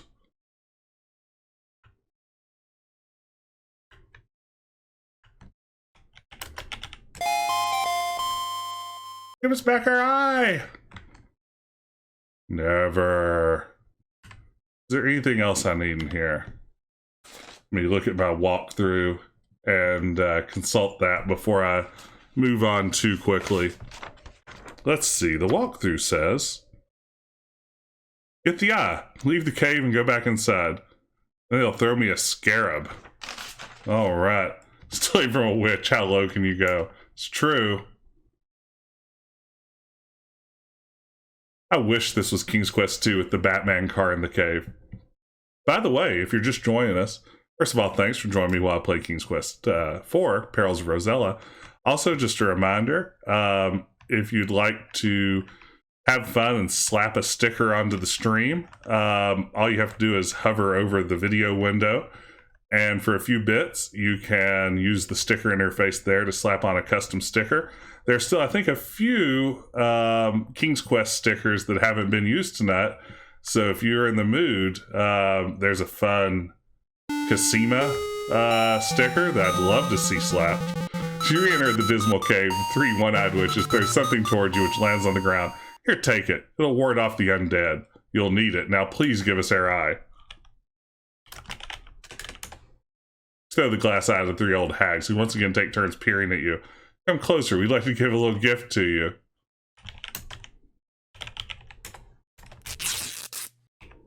Hey, there's Ripped Graham again. Glad he can make another appearance. I'm always here for Ripped Graham. It's the Banana Wizard from King's Quest 1, the Sega Master System version. It's Finger Guns the Banana Wizard, or at least that's what I called him. Now would be a good time to get the fruit.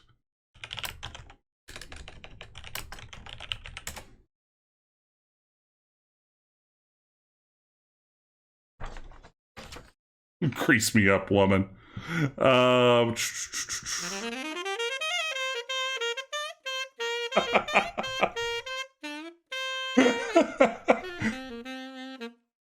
It's Saxy Graham. That image was created by Chris Ushko, who is one of the artists on StairQuest. So I'm glad we can have Saxy Graham make a cameo too. But now I'm completely losing track of what I need to do. I'm back to the cavern, maybe?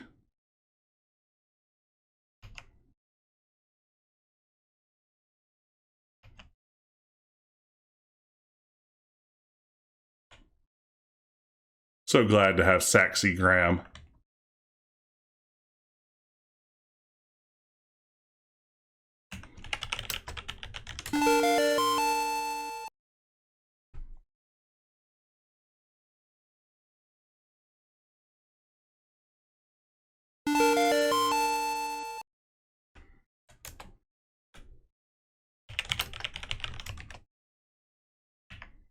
Okay.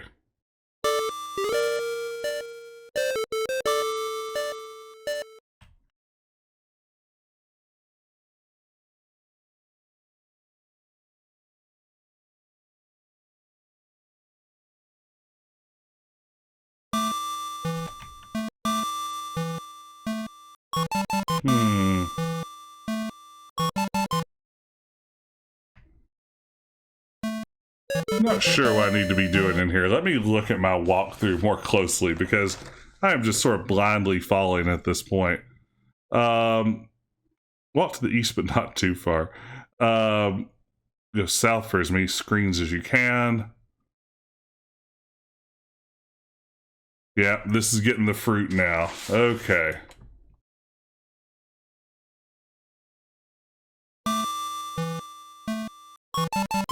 Oh, is he triggered to appear now? Maybe not. Okay, it says go south as far as I can. I trust you, person who wrote a walkthrough for King's Quest 4 who knows how many years ago.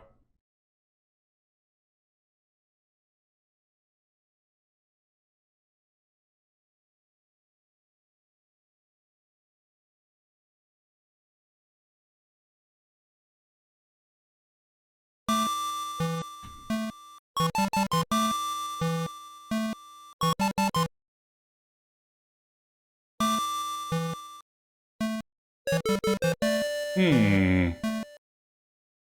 be whatever it may, you are fated to go fate with the fates. So do I go all the way south? Or have I gone south enough?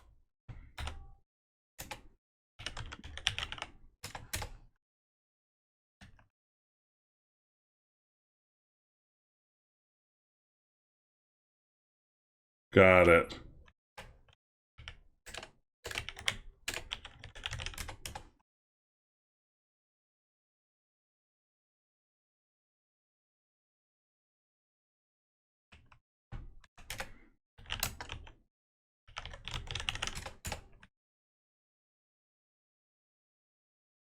Oh no, a chasm!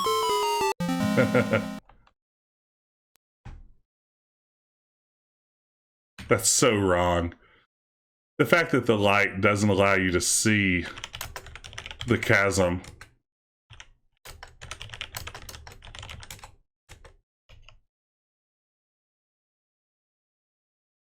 Yeah, dude.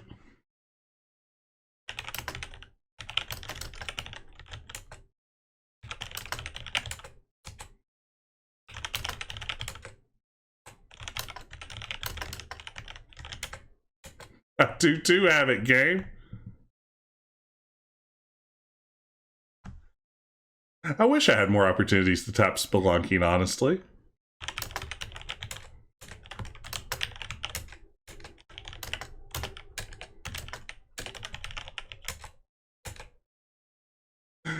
Hey, FH Lord Dim, tap a look. It's difficult to see in here. You see an opening in the cave.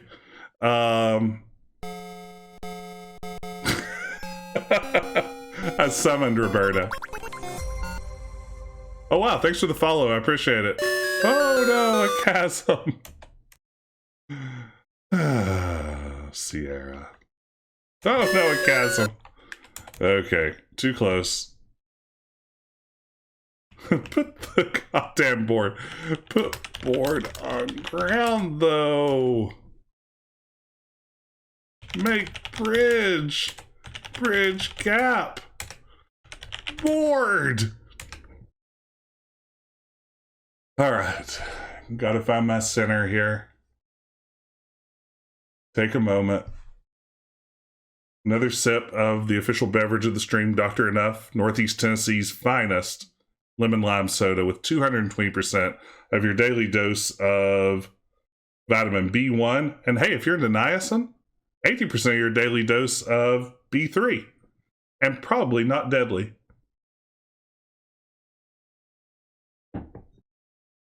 Yeah, get slightly closer. Okay.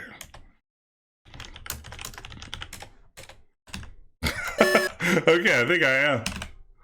That may be the spot, huh? I don't think I can click my mechanical keyboard quickly enough. Use board. Put board on ground. Hey, she did like a 180 in the air there, though, that time. Blue frogs on my shoulder makes me happy. Okay, I can do this with the power of Gary Owens. Oh, come on. Small board.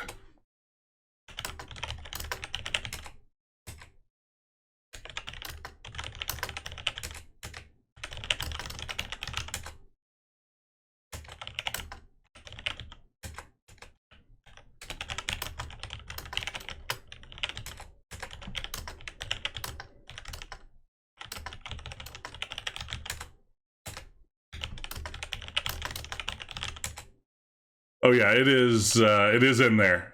Small board. It's in the right-hand column. 3 up from the bottom. Yep, it looks like an ordinary board.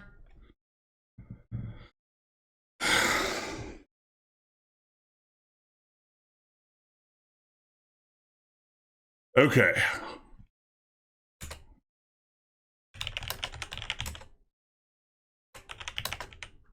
Okay, put down board. I like that. Thank you, Valnish. You are a hero. Filling in the dark, you managed to place the board across the crevice. Now, can you cross it safely? Good question. Wow. Having successfully crossed, you pick up the board.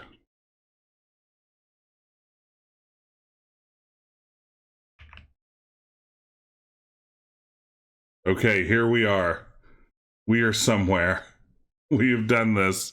We have gone through the cave.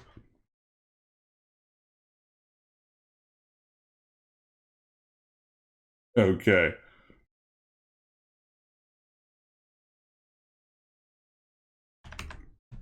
Now we have jumping.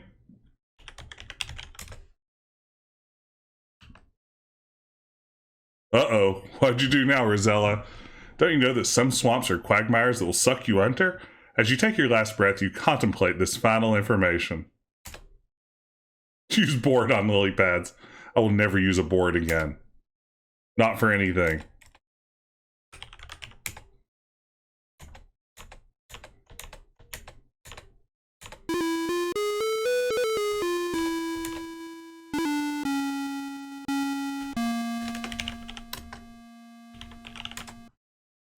Nervously, you raise the flute to your mouth and begin to play a melodic tune to the big cobra, who begins to sway with the music. Soon the snake is mesmerized by it and falls into a hypnotic trance.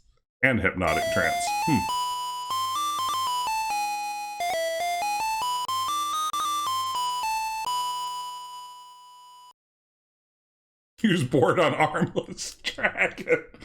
Snakes are armless dragons. This is a great point. Let's see here. So now that we have charmed a snake,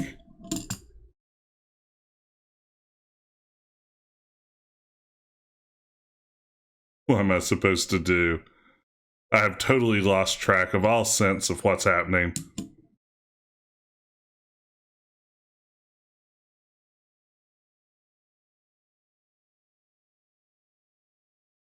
I really do use the board, huh?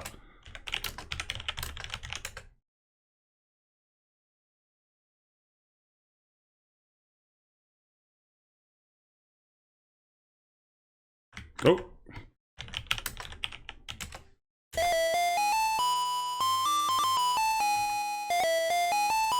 Snake hypnotism only lasts so long.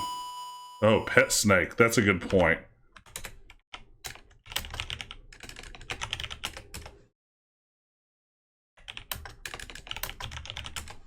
That is not a good idea. I'm sorry, I thought it was a good idea.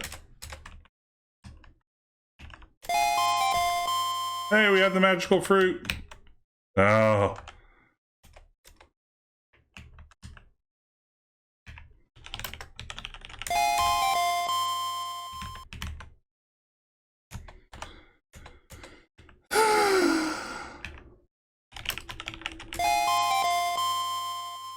Okay.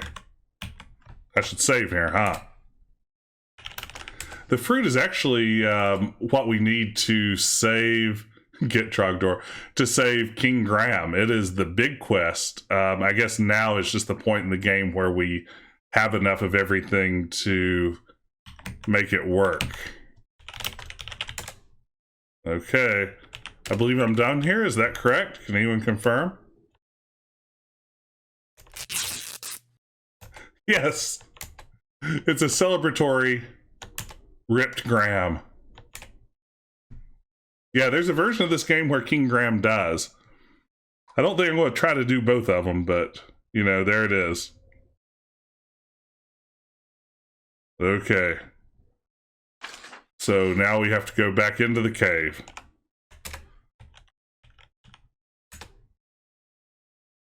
Ripped Graham can take care of himself. It's beginning to get dark. Hey!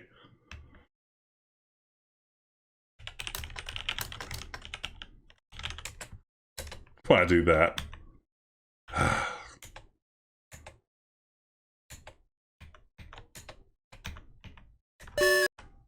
Wasn't that our command? Put board on ground?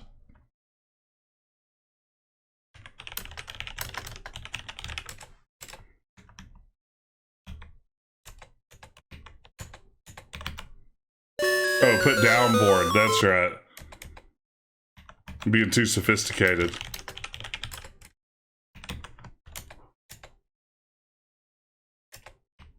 Do we pick our board back up? Yes, small board. It's all happening now. Uh-oh.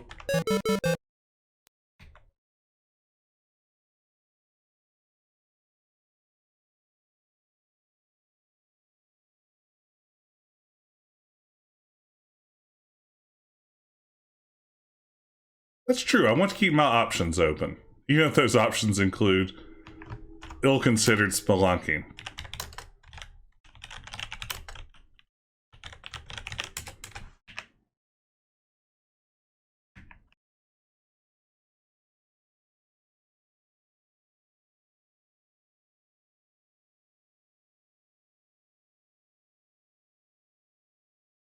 Hey, we did it!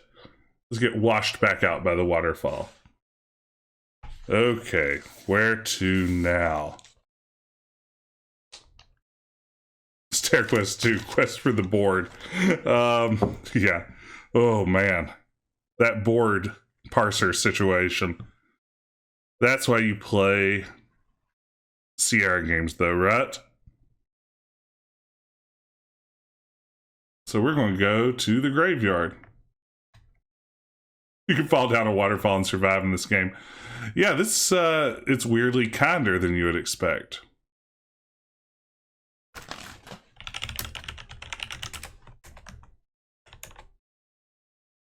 Betty Cowden, 1650 to 1669. Again, we get years. Here lieth the body of Betty Cowden, who would live longer, but she cowdn't. Sorrow and grief made her decay when she lost her lover at sea one day. That's not even really great, huh? Okay, what am I supposed to be doing? So, walk north to the graveyard, open the door to the haunted house. Cut a brow, now sit down.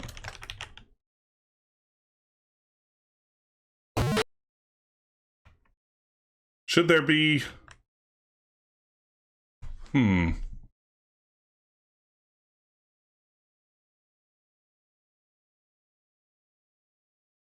It should be nighttime, shouldn't it?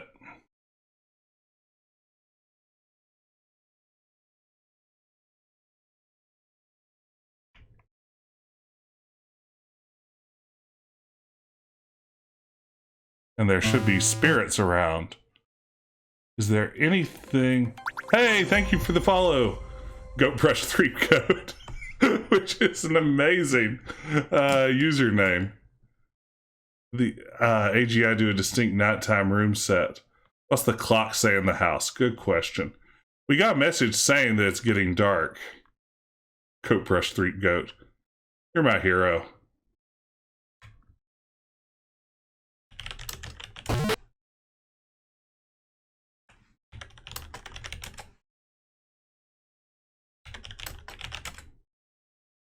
The time is 8:58 p.m. So does that mean like in 2 minutes it'll get dark?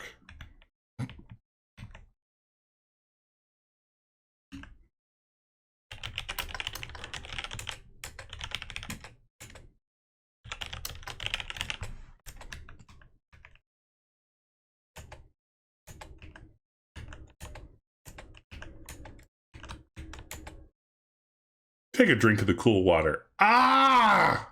It tastes good. Maybe that was supposed to be ah. Life-giving water, nectar of the gods.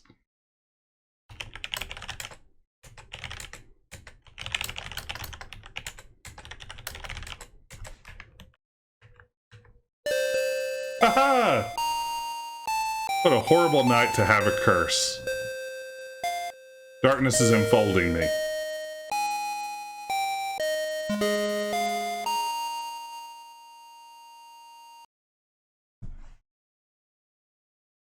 Okay. Open door. What's that you hear? Well, it's the sound of a crying baby. That's coming from upstairs. I'm sure it's not a ghost baby. Is this what I need to be doing now? I believe it is.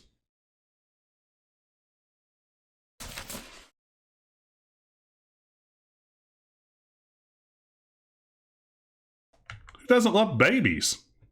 Now you run a werewolf.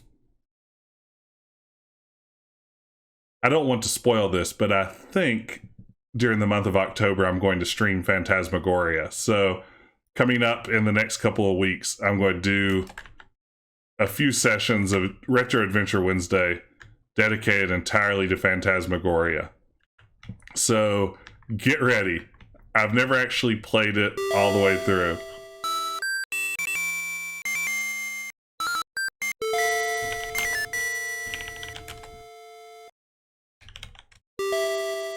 This old baby nursery must have once been a cheery place. Now through neglect, cobwebs decorate the corners, wallpaper peels from the walls, and dust covers the nursery furniture.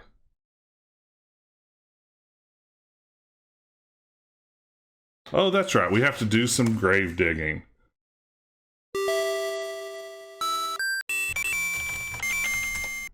With trepidation, you peek into the rocking cradle. It's empty. You tentatively reach your hand into it. There's nothing there!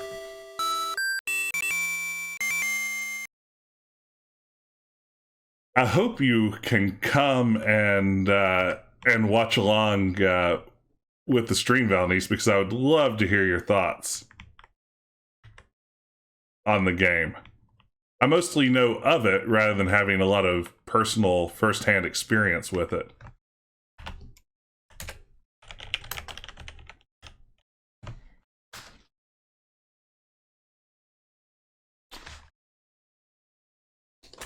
Be a dead end if you don't use it carefully. Is it a too many uses and it stops working kind of scenario?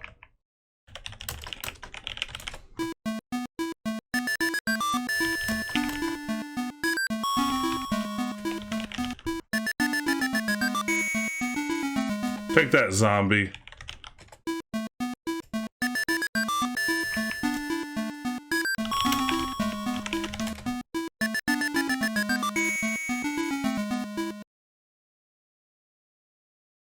To your wife. He served his country well. Yeah, the undead sprites are amazing. They look really good. Thorpe's corpse. Look really good in the AGI version. He done died.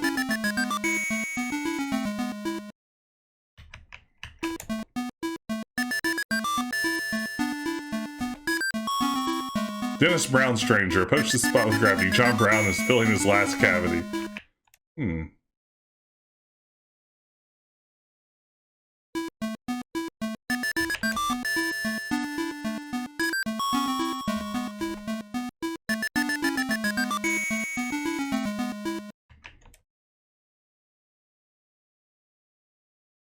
Now he's Bones himself.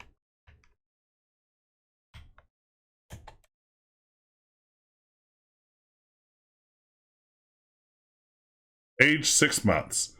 Okay. Sudden surprise, fell asleep. The 11th day of November, 1553. All right.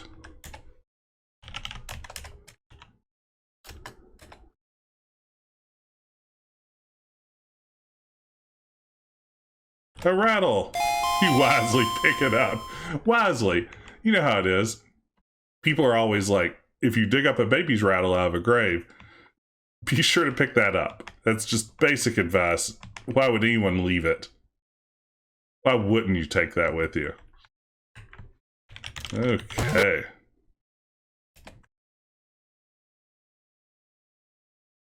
See some people coming in and out. If you're just getting here, welcome. Glad you could join us. We're having some fun with King's Quest IV tonight. If you're new to the stream, I stream retro adventure games every Wednesday night. I'd appreciate your follows. If you want to support the stream, you can always subscribe. There are opportunities to play around and slap some stickers onto the stream with a few bits. You just have to hover over the video window. You can get access to those. You drop the silver rattle onto the baby cradle. As you do so, the crying of the baby ghost and the rocking of the cradle cease. You breathe a big sigh of relief. That was dark. Okay. What else we got? What sort of spirit's going to need our help next?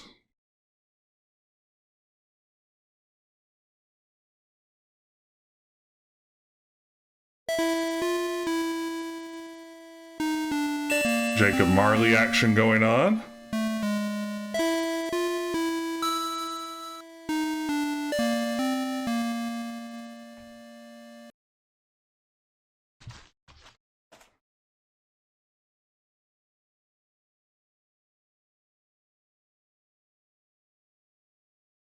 That's a good point. You'd think it would have closure on the rattle situation. The ghost of a stooped old miser trudges through the house, lugging heavy chains behind him. He moans loudly in frustration as he appears to be searching for something he can't find. The sound of loud moaning. Talk to ghost.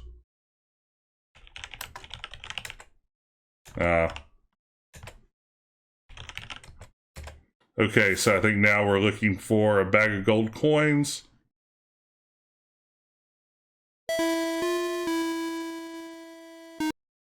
Oh, you can pass right through him, just like a real ghost. Which definitely exists.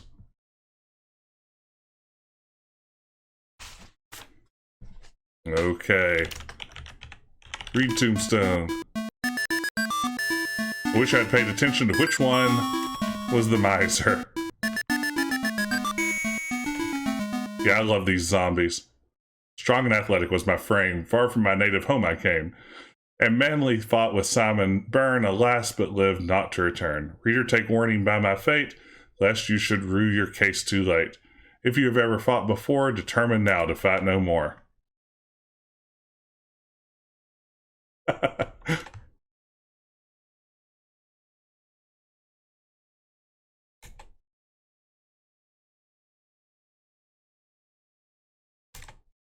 Here I am.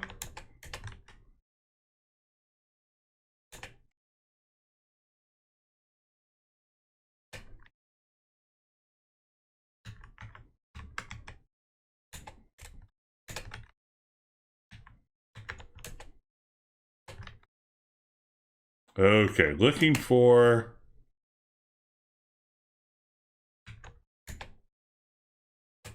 a miser.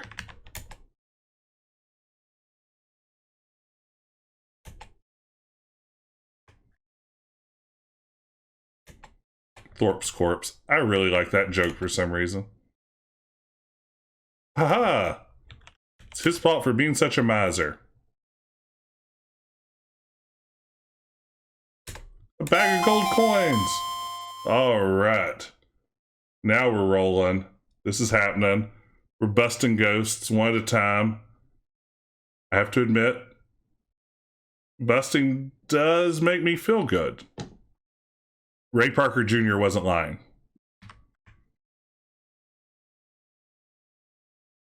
That's the kind of quality comedy you can get by tuning into this channel every Wednesday night.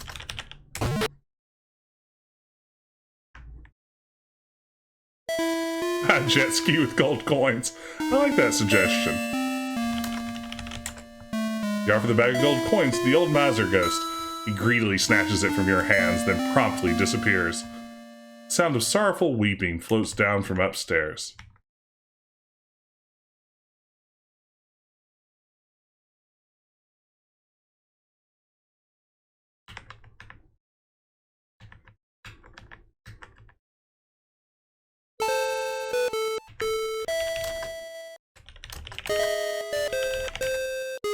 You see the sad ghost of a beautiful young woman. She sits in her rocking chair and weeps as if her heart will break.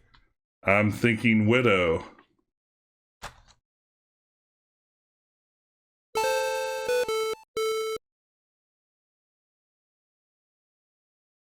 I wonder what the solution to this puzzle can be. Yeah, a miserly ghost, and I just found a bag of gold coins.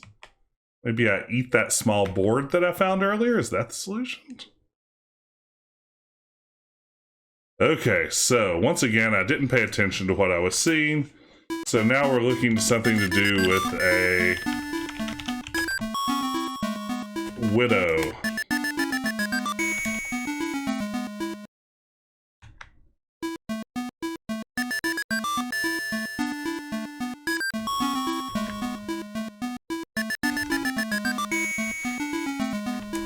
Big ups to Thorpe's corpse again. Drop gold ball on ghost. Insert board into zombie. That's the dentist. That's someone who died from taking an Alka-Seltzer. As you do. That would be the baby ghost. Baby ghost do do do do do do. Baby ghost do do do do do do. Baby ghost do do do do do do. Baby ghost. Mama ghost. Subscribe. Fair. I can't criticize that decision. Am I in the right place? Is there more graveyard on the other side? Oh, it was the literal first one, huh? Guess I should actually use some reading comprehension there. Uh-oh.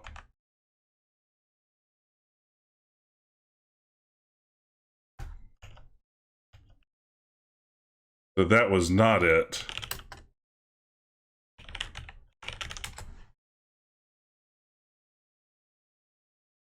I guess it's a husband that died rather than the wife. Ooh, that's amazing if you managed to avoid Baby Shark up to this point.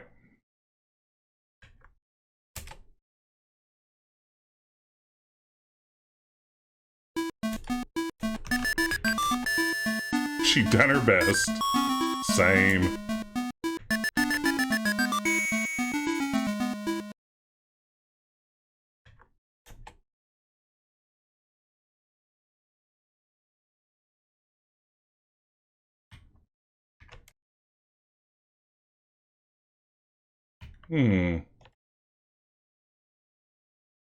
She drank good ale, good punch and wine, and lived to the age of 99.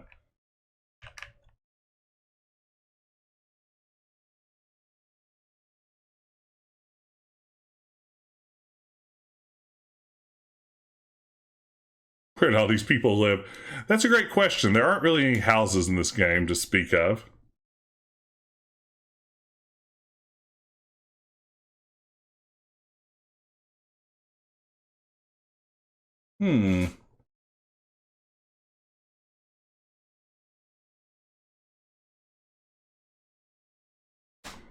There was a love lost at sea. Oh, okay, it's the Cowden grave. Yeah. Thank you for the hint. We'll boogie back over there.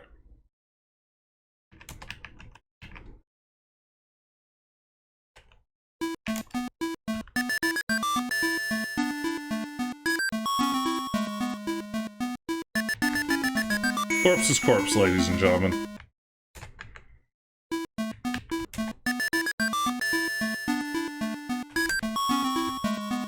I can do this. I know I can.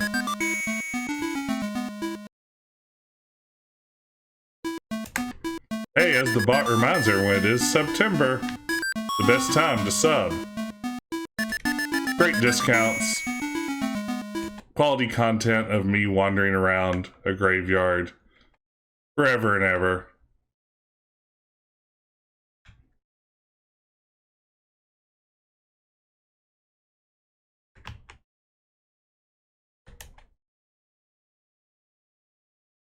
Why am I struggling so with this? This is the part of the stream where you can tell it's getting close to my bedtime. I can't do things right. Allegedly, Calvin is in the East Graveyard. I thought I read it here, right?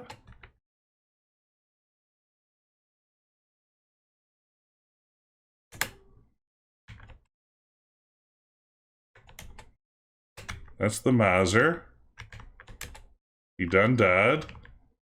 That's Thorpe's corpse, which is always good for a laugh.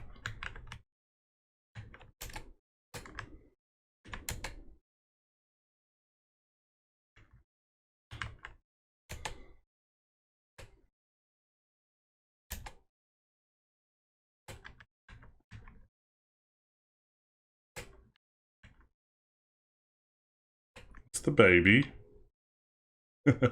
Why am I struggling? This is not the hard part of the game. Yeah, I think I've looked at all these, right? I would have sworn. I guess I read it as I entered in earlier. Okay, East Graveyard. Let's try this once more. Going great. As I mentioned earlier, this is actually my first stream with facecam on, and I am becoming incredibly aware of how often I touch my face. And it's the worst. Yeah, lock it. We did it, everyone. Thank you for the tips.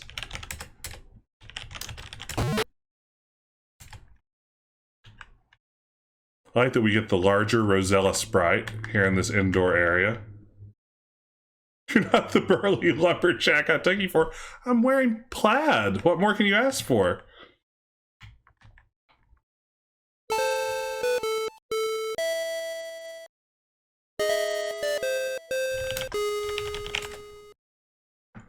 You hand the lovely locket to the distraught ghost. The locket seems to make her very happy as she vanishes into thin air. I would be so happy if I could vanish into thin air. That sounds absolutely lovely. Okay.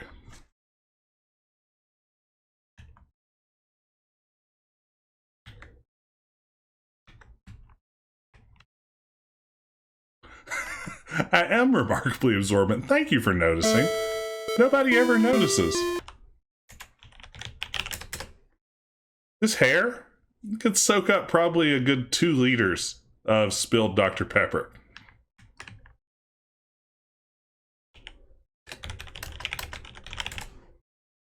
The gentleman ghost of the distinguished lord of the manor. Prove it.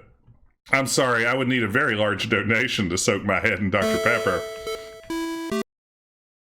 Watch, someone will donate for that, and then, like, in 3 weeks' time, this is just a what can I dunk my head in for money channel. How much Dr. Enough could absorb. With all that thiamine, I would be afraid to find out. Lord Kravis Low Rat, thank you for helping. Sawvell took pity on me. Yes, here we go.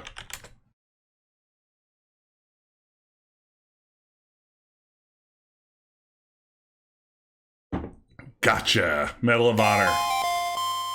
OnlyFans / Head Duncan 45. Yes, I'm here for it.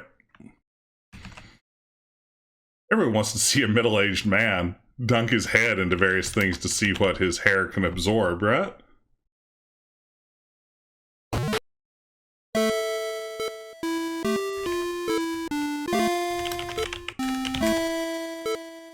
Okay, he vanishes into thin air.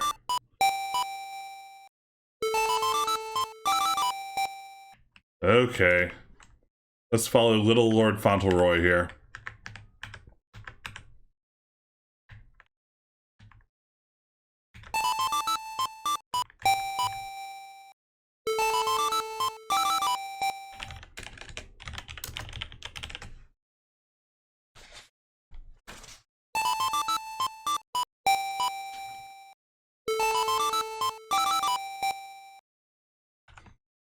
Yeah, I think the same thing. Like, I finished these games without walkthroughs as a kid, for the most part.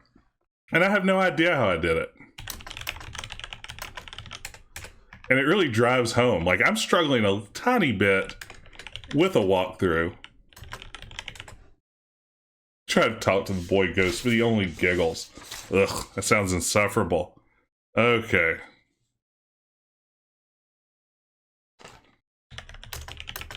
So yeah, nothing better to do. That's the answer.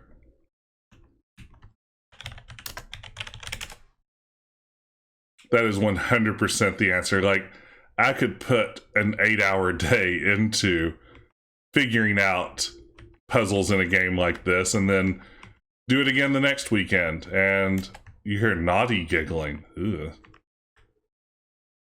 Brute force is the answer. Young Jess may have been stupid, but young Jess had time on his hands. Okay.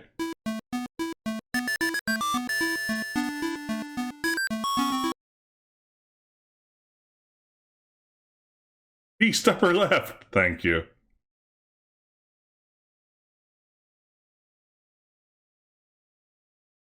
You know, I've never played Zach McCracken. That's on my list eventually, but yeah, LucasArts got a little bit better at that. They were better at signposting the solutions to puzzles. Alright, no more shovel. Like last week, I streamed the demo for Space Quest 6, which is an interactive demo with some puzzles that aren't in the actual game. And one thing that really impressed me was how well they signposted puzzles and pointed players toward the solution. I think it actually did a better job than the actual game Space Quest 6 did, but that's something that LucasArts, by the time they got to Monkey Island, kind of picked up a feel for. I would say Maniac Mansion is still pretty esoteric at some level. I don't think I could ever have finished Maniac Mansion without a walkthrough. But then it's like, part of me thinks that maybe I did as a kid. I can't remember for sure. Oh, that guy's the worst. Give toy. You're not close enough. Ugh. Give the toy horse to the little boy ghost and hope that you'll go away like the others before him. For a moment you fear that you will not as he takes time to examine it carefully. Suddenly he grins at you in a twinkling, disappears.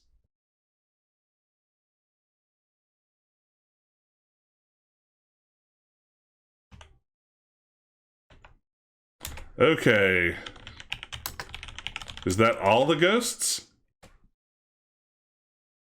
I nearly ended up playing ND3 tonight. I put it up for a poll on Twitter, and King's Quest 4 won, but we came really close to Indy and the Last Crusade game this go around. Okay. Let's open the chest. Of course, I'm not close enough. Look in chest. Get sheet music. Oh, I already got it.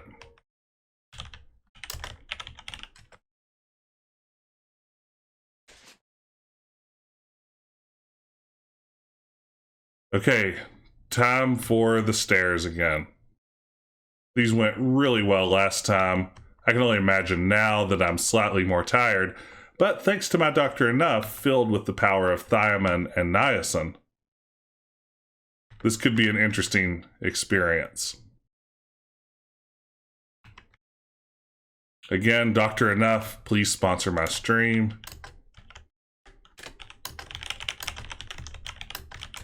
You are Northeast Tennessee's finest soda.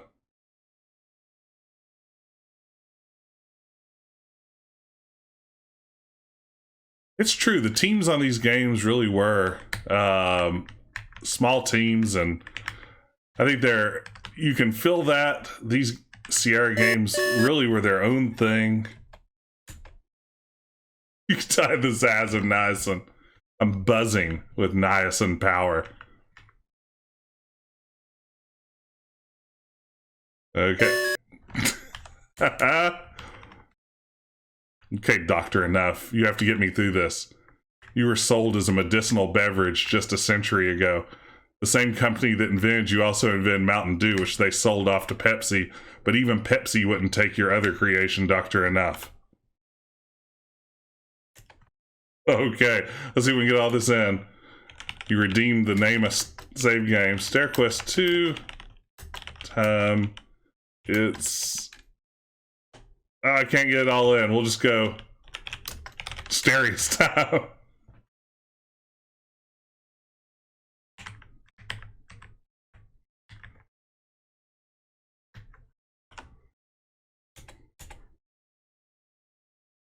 Oh, the spirals. Hey, we did it.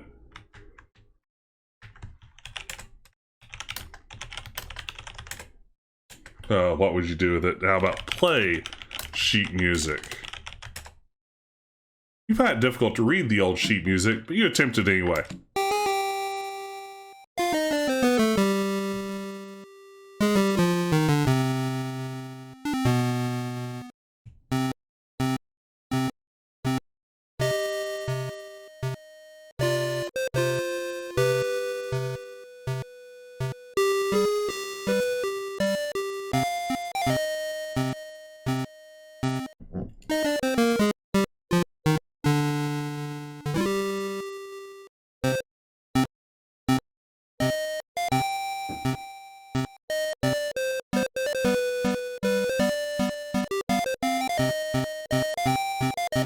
Oh, it's absolutely, yeah, there to show off your fancy sound card.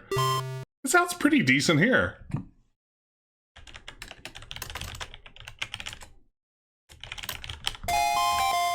Okay, I think this will open the crypt. And we're on our way.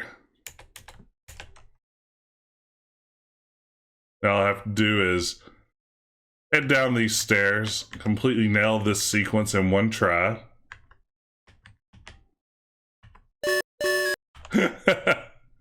That was probably unrealistic. I feel like last time I accidentally came up here, I managed to get down with great aplomb. What's happened to me now?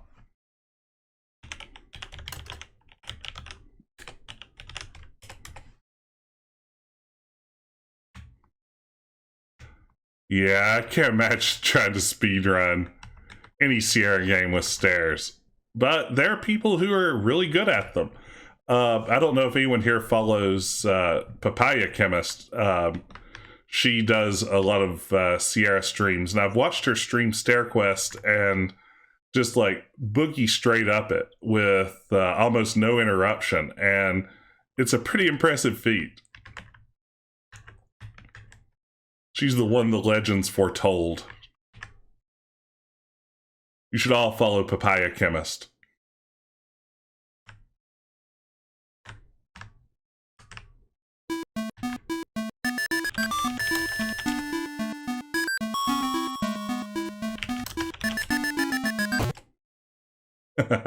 I love that everything just is suddenly Egyptian here. This is King's Quest in a nutshell. You know, it's like, why not Dracula in King's Quest 2? Why not an Egyptian crypt with something that looks like a toaster over in the corner here in King's Quest 4? The scene, of course, was referenced in Quest for Glory 1.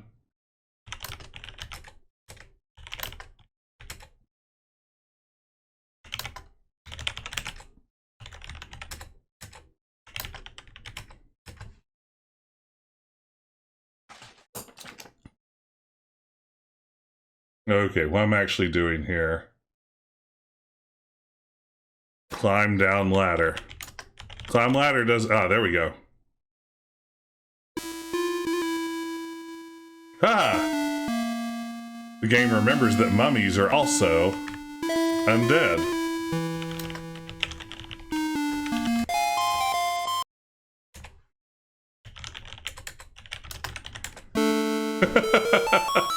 That was very foolish, Rosella. Now look what you've gone and done. You freed the terrible demons and killed yourself in the process.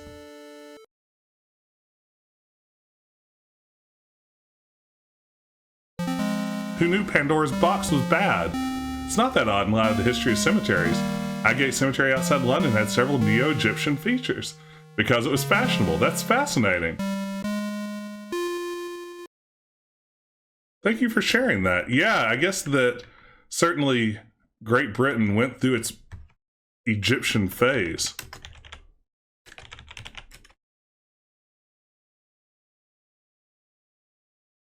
Can you maybe just dodge all the zombies and not need the scarab out in the graveyard? Maybe that's an option, but then it's going to catch up with you there. Okay.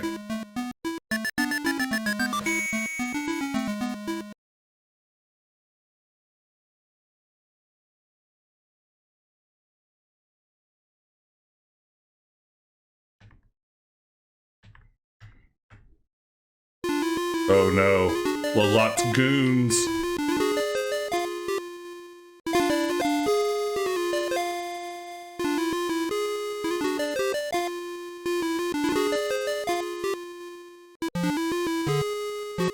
Lolot's smile is an evil smile. You know, I've never asked your name. What is it? You tell her Rosella. What a pretty name. You wonder what this is all about. Hello, Rosella. She grins ominously. You've earned your reward. Your eternal reward. My son Edgar has fallen in love with you. I wish him to be happy. I give you the honor of being his wife and my daughter-in-law. Your heart turns flips and somersaults as you hear this. Aw. You'll be married first thing in the morning, she informs you. Edgar offers you the comfort of his room.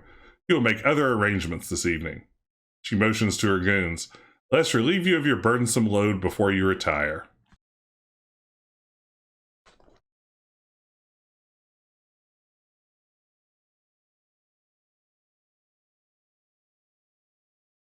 You're shocked by this tragic turn of events. Escort our Rosella to her room.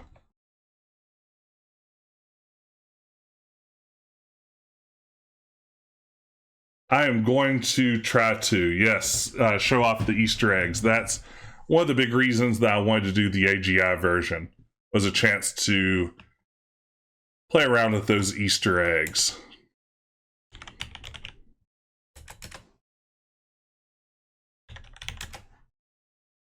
Normally, this is Edgar's tower bedroom. Actually, for being in such an awful castle, it looks quite comfortable, but you're in no mood to care.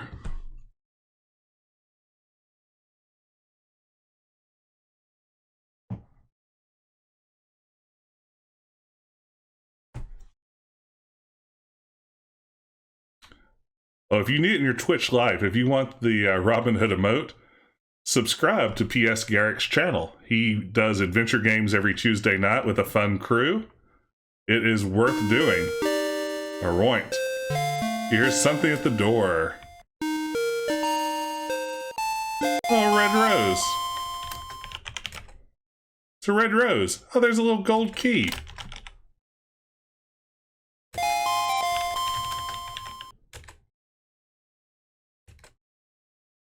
While we're in the tower, I just want to go on record saying someone should really slap that girl in the tower sticker. Just by hovering over the video window for a few bits, you can slap on what is my favorite sticker in the collection right now. Oh, do I need the comb?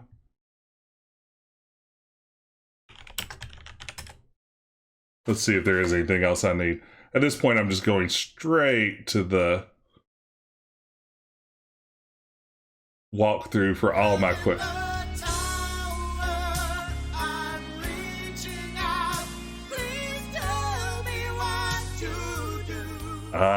There it is.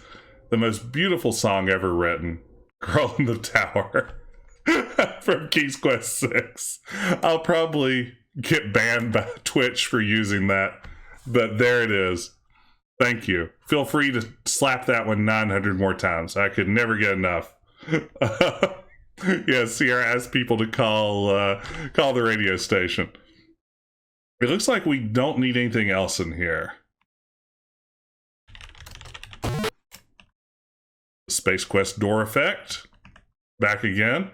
Oh, baby. Here we go. So we've got stairs.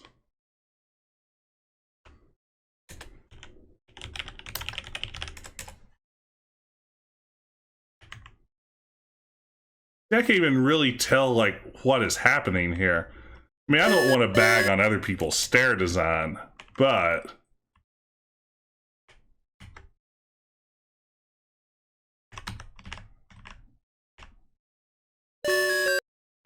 hey, there's one of the goons.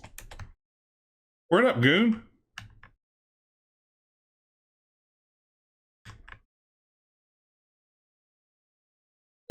Ow!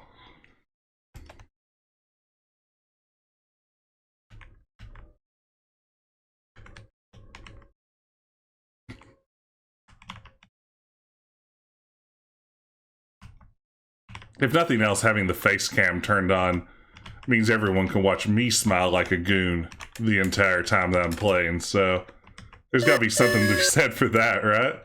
Everyone likes a goony smile. but not cool like the Goonies.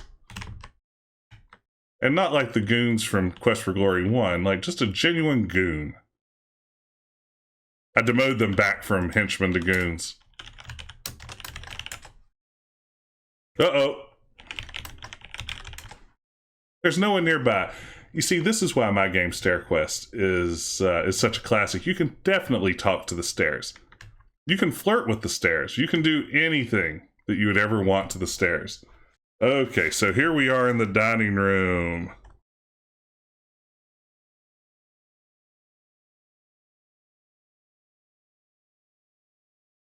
Here we are in the throne room. I'm glad that's nap time here. Yeah, there's a lot that Stair Quest 2 could learn here.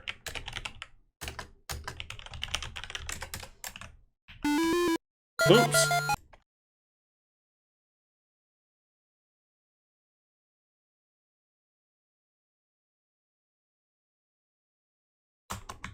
All right, more stairs. This is it.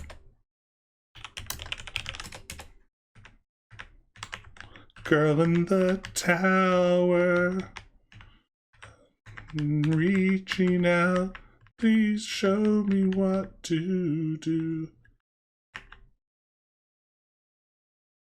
What's this? Not where I want to be. Oh, dang it. Got this. Yeah, Twitch can't quite figure out my recommended channels either.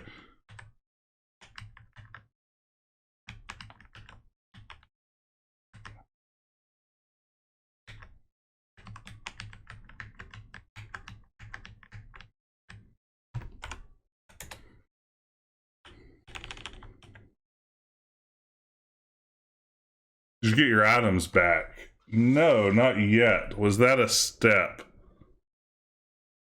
Oh, dang it. I missed it. Let's go back here. I think this will get us where we need to be.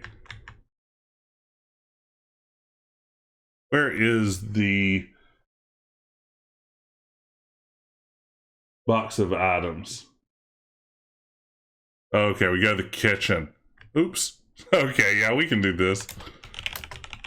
Good suggestion. Oh, I don't have all my stuff yet. I will eat the fruit as soon as I get it.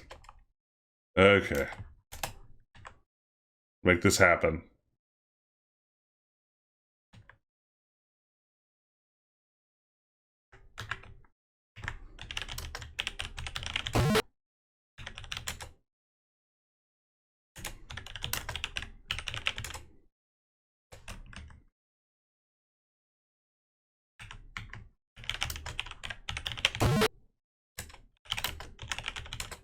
Get stuff. It recognized get stuff.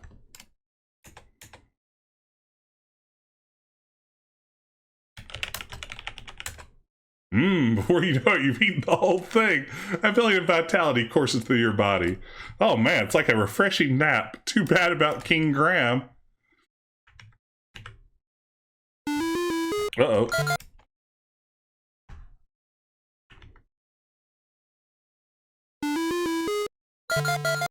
What have I done wrong here? Have I just taken too long? Maybe so. See if we can try this one more time.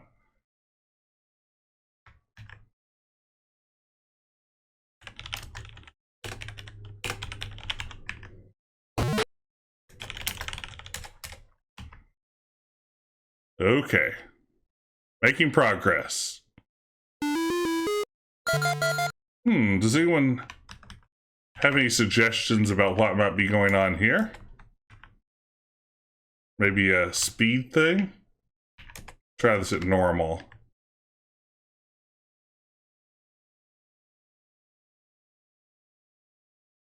I feel like CR games in general helped me learn to type.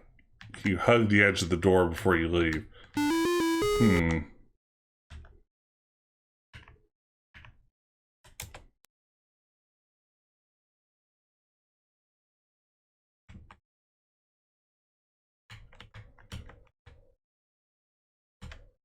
That's it. Good suggestion. Thank you, Sonneveld. Okay.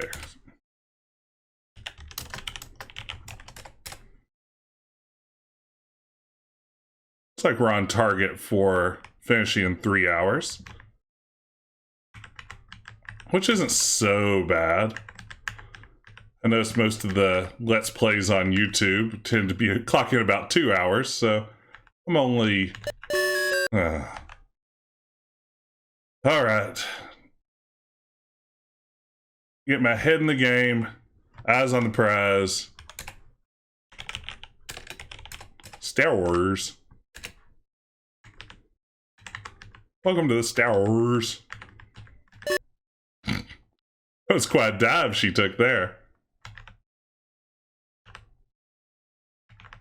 Star Wars quest. Help me so you can go to bed on time. Oh, I'm afraid that ship has already sailed. I'm on East Coast time, so it's after midnight, and I am playing a game from 1988. 1988's finest.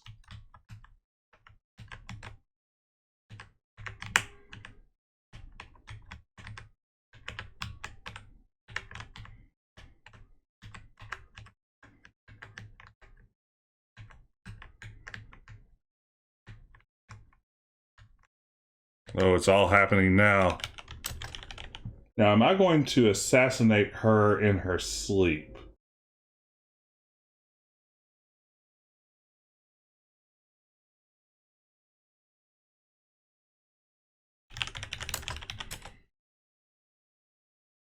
Unlock door with gold key.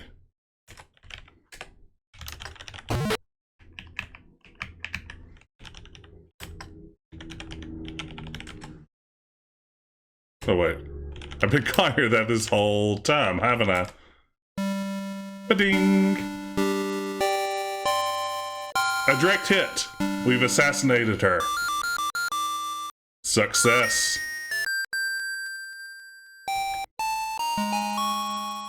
Oh no, we just made her melt. Nope, that's another story.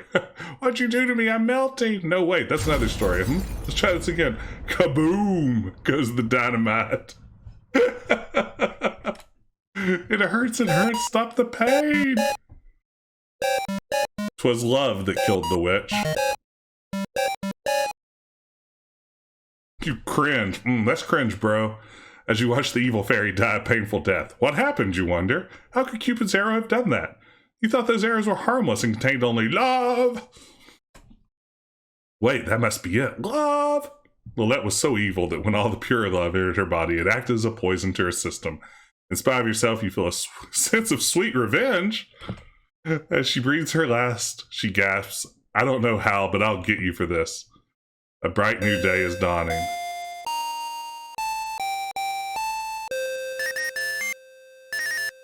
Yeah, I don't know where this side of Rosella came from, but I guess I'm here for it.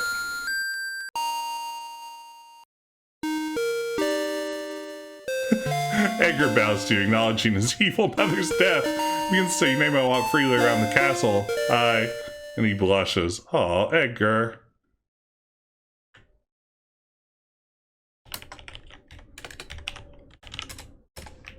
Of course I'm not close enough. You can't do that now. Try again elsewhere? You can't save here? What's that about? Strange.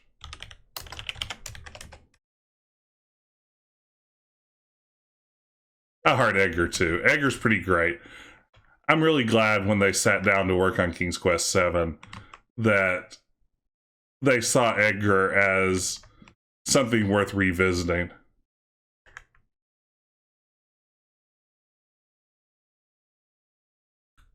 Oh, spoilers, you're right.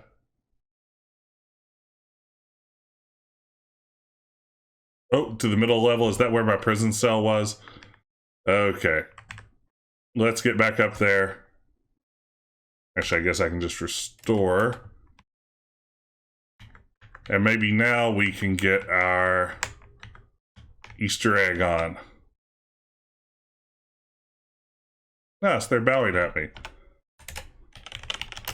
So there are a couple of Easter eggs in the AGI version that don't appear in the later SCI version. I know that one of them is here in the hallway. The other is back in our cell. I'm not sure if it's this hallway or the next one. Let's try it here. Nah, it must be the next one.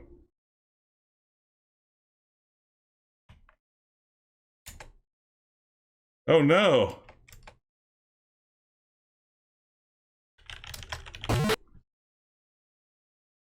So the Beam Me may be patched out of the version I'm playing.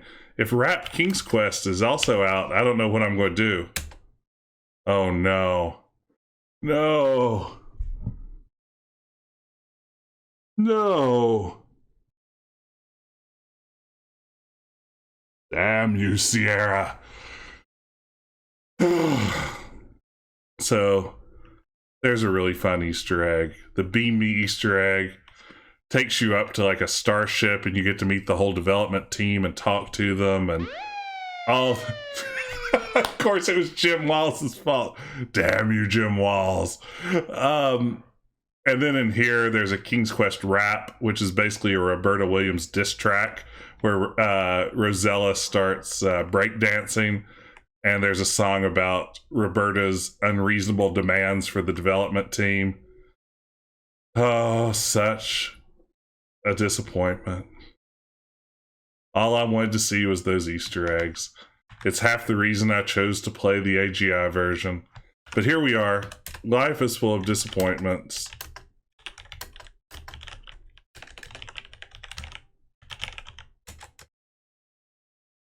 I think it's just Beam Me. I'll go try Beam Me Up, just to be sure.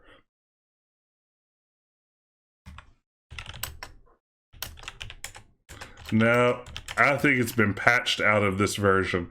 Which makes you wonder who at Sierra was like, hey, there's this incredibly obscure Easter egg that nobody is really going to discover until they're capable of somehow building utilities to look at our code and find out that these commands are hidden there.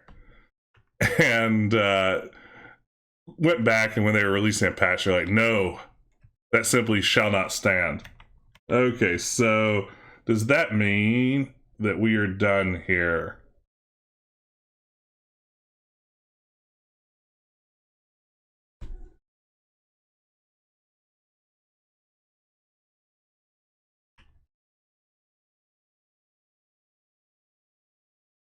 I didn't realize that Space Quest 1 bit was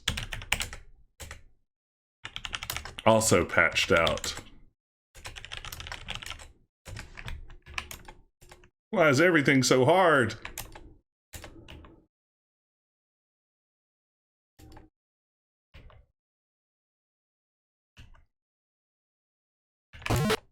There we go. Splendid wild unicorn impatiently leaves its hated prison. It quickly trots out of the open stable door to freedom. Away! Yeah, those YouTube videos will give you a sense of what the Easter eggs we missed out on here were. But still, such a disappointment. Okay, actually, no. No. And I didn't save. Oh, my whole life is crashing down now. When those Easter eggs weren't there, I had a lot riding emotionally on it. It was all that was keeping me going. You want to go for the full points. I'm curious, what would it involve to get the full points? You have the hen. Do I have the hen?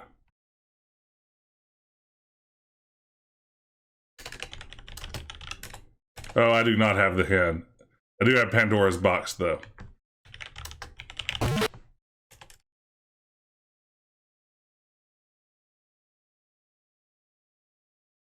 Oh, Paul, did you miss Pandora's box earlier? I'll do that again, just for fun.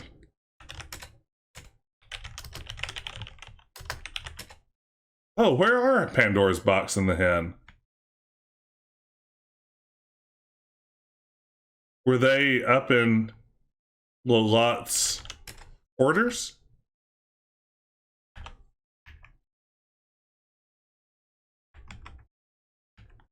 Or were they in the castle, if anyone remembers? I'm happy to go seek them out. The hen is in Rosella's old cell.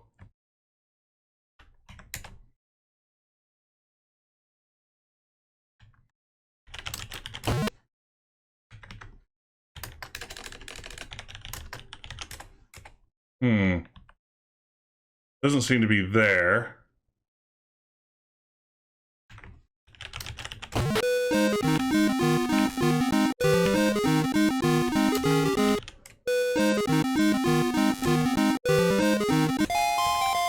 There's Pandora's box. I love that she has these priceless artifacts and she just like puts them in the pantry.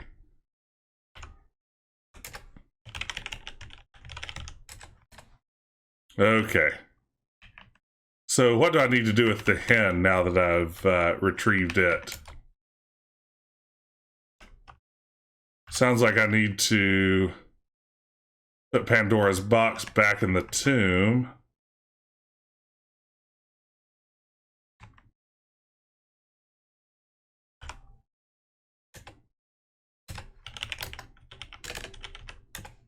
You don't want to do that.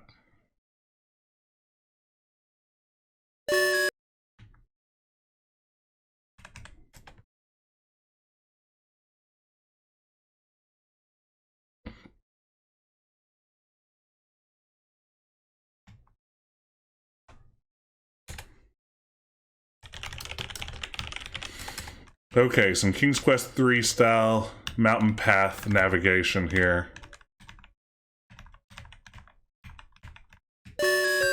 Was doing so well.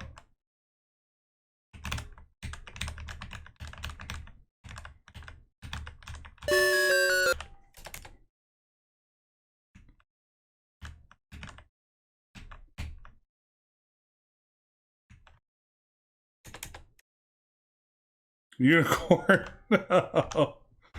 I can't hold two thoughts in my brain at the same time, apparently.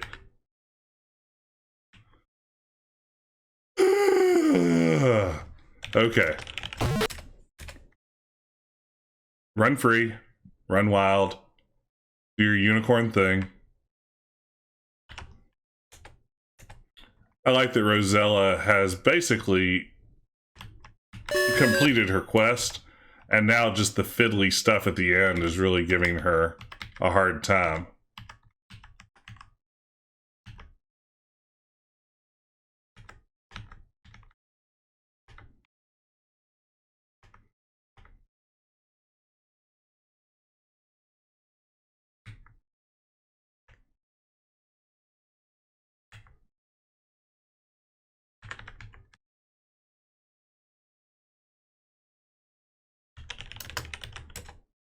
Why don't you put it on the floor?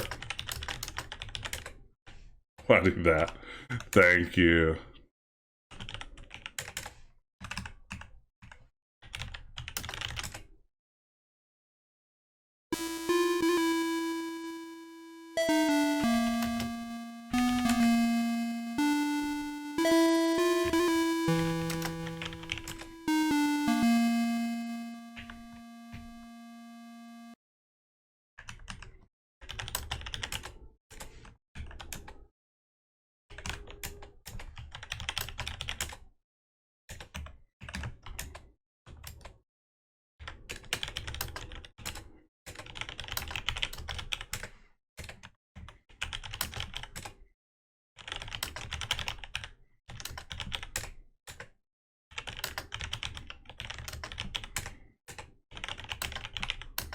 Oh, I did when I locked it? Okay.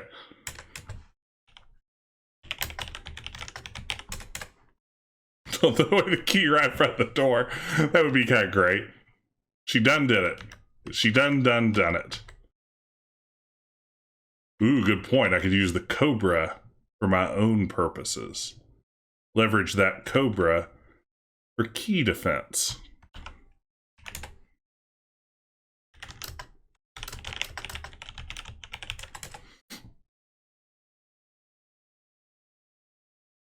Okay.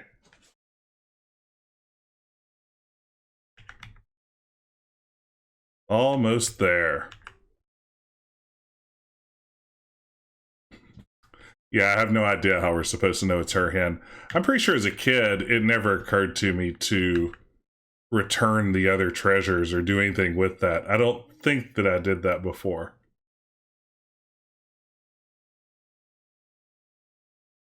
That bird flying off feels like something kind of impressive for an AGI game.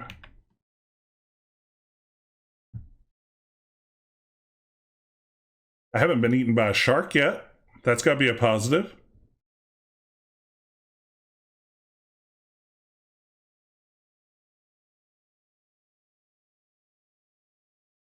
Okay, we're going to bring this thing in for a landing. That Disney-esque castle.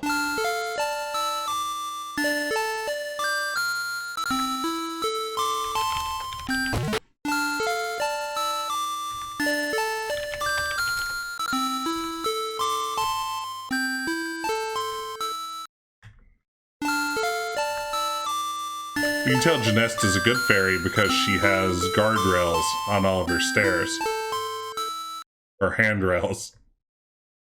Just barge right in.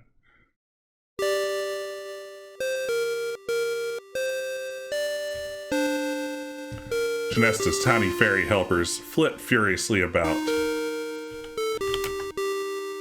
Hey, you want a hen?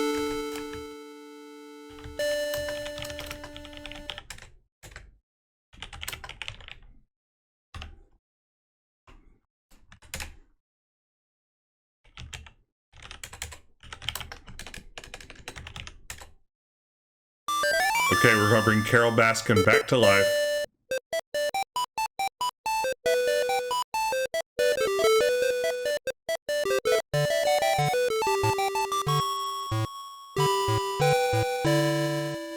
I want to go outside. I need to feel the warm sun on my face.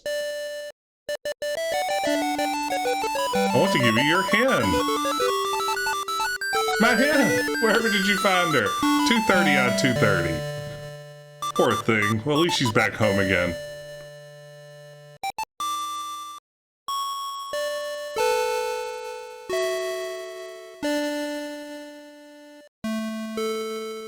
Now for you, Rosella, it's my turn to help you. I'll return you to Daventry with the magic fruit. You'll be able to save your father's life. You better hurry, though, as he doesn't have much time left. And we brought it in under 3 hours. That's just a few seconds. But first, let's replace these peasant clothes with your royal gown.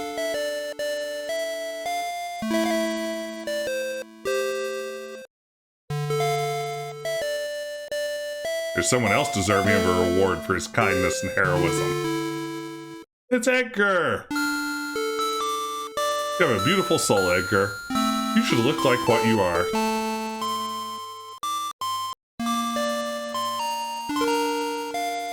Sorry she killed your mom. Be handsome now.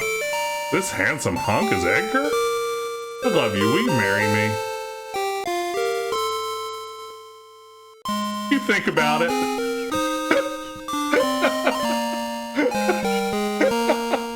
You think about it some more. Man, I'm sorry, Edgar. You're very sweet. I must immediately oh man, it's like that Ralph gif from The Simpsons where you can see his heart breaking in slow motion.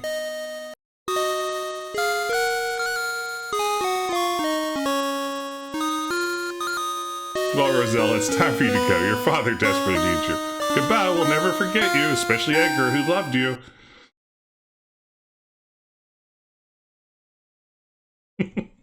We did it. All right. So that look on Alexander's face. You give the healing fruit to your dying father and strongly urge him to take a bite, which he weakly does.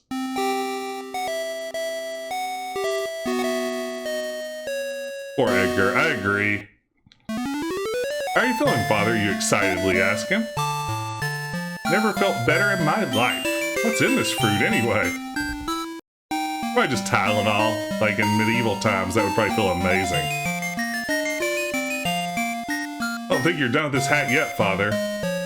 You've got too much life ahead of you. The fruit contains cocaine. So all's well that ends well. Until next time, goodbye. Your secret code is CAEC4441BA. That's for the win a trip to England, right? Contest that was part of all this? Does anything else happen? Credits.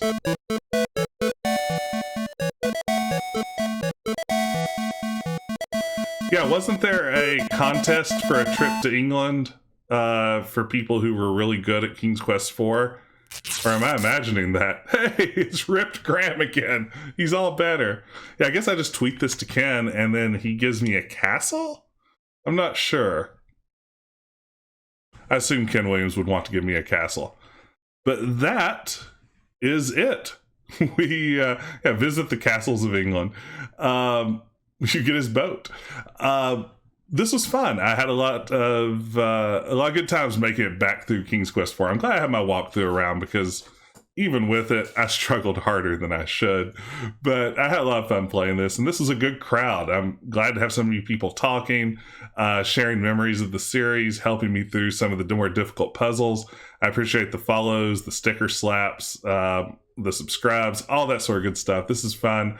I love just getting a chance to share these games with other people who care about them and maybe occasionally people who've never played them before. So thanks for being part of that. Thanks for watching my human face for 3 hours if you made it all the way through. So yeah, who knows? Maybe I'll try facecam again next time I'm ready to do this. But for now, I think I will. Yeah, the Easter eggs broke my heart. But this was fun. I'm glad to have all of y'all here. And I'll see you again soon. Next week, I'm not sure what'll be coming up, but if you follow me on Twitter, I'm sure I'll announce and tease that as it gets a little bit closer. Oh, wow. Thank you, Eric, for sending out all those subscriptions. That's super kind. Oh, my goodness. That is really awesome. I really appreciate that. Thank you so much for all the support. That's amazing. Wow. So, yeah, this is super fun. Yeah, they're sort of popping up one at a time on there. Yeah, this is GG indeed. Thank you so much, Eric. That's really kind of you. The support means a lot to me. You know, I do this for fun. I would do it without subs and all that other sort of good stuff, but I do appreciate people supporting the channel and making it easy to spend time doing this with y'all. So I will go ahead and sign off for the evening. Have a great one, and I will see you again next week.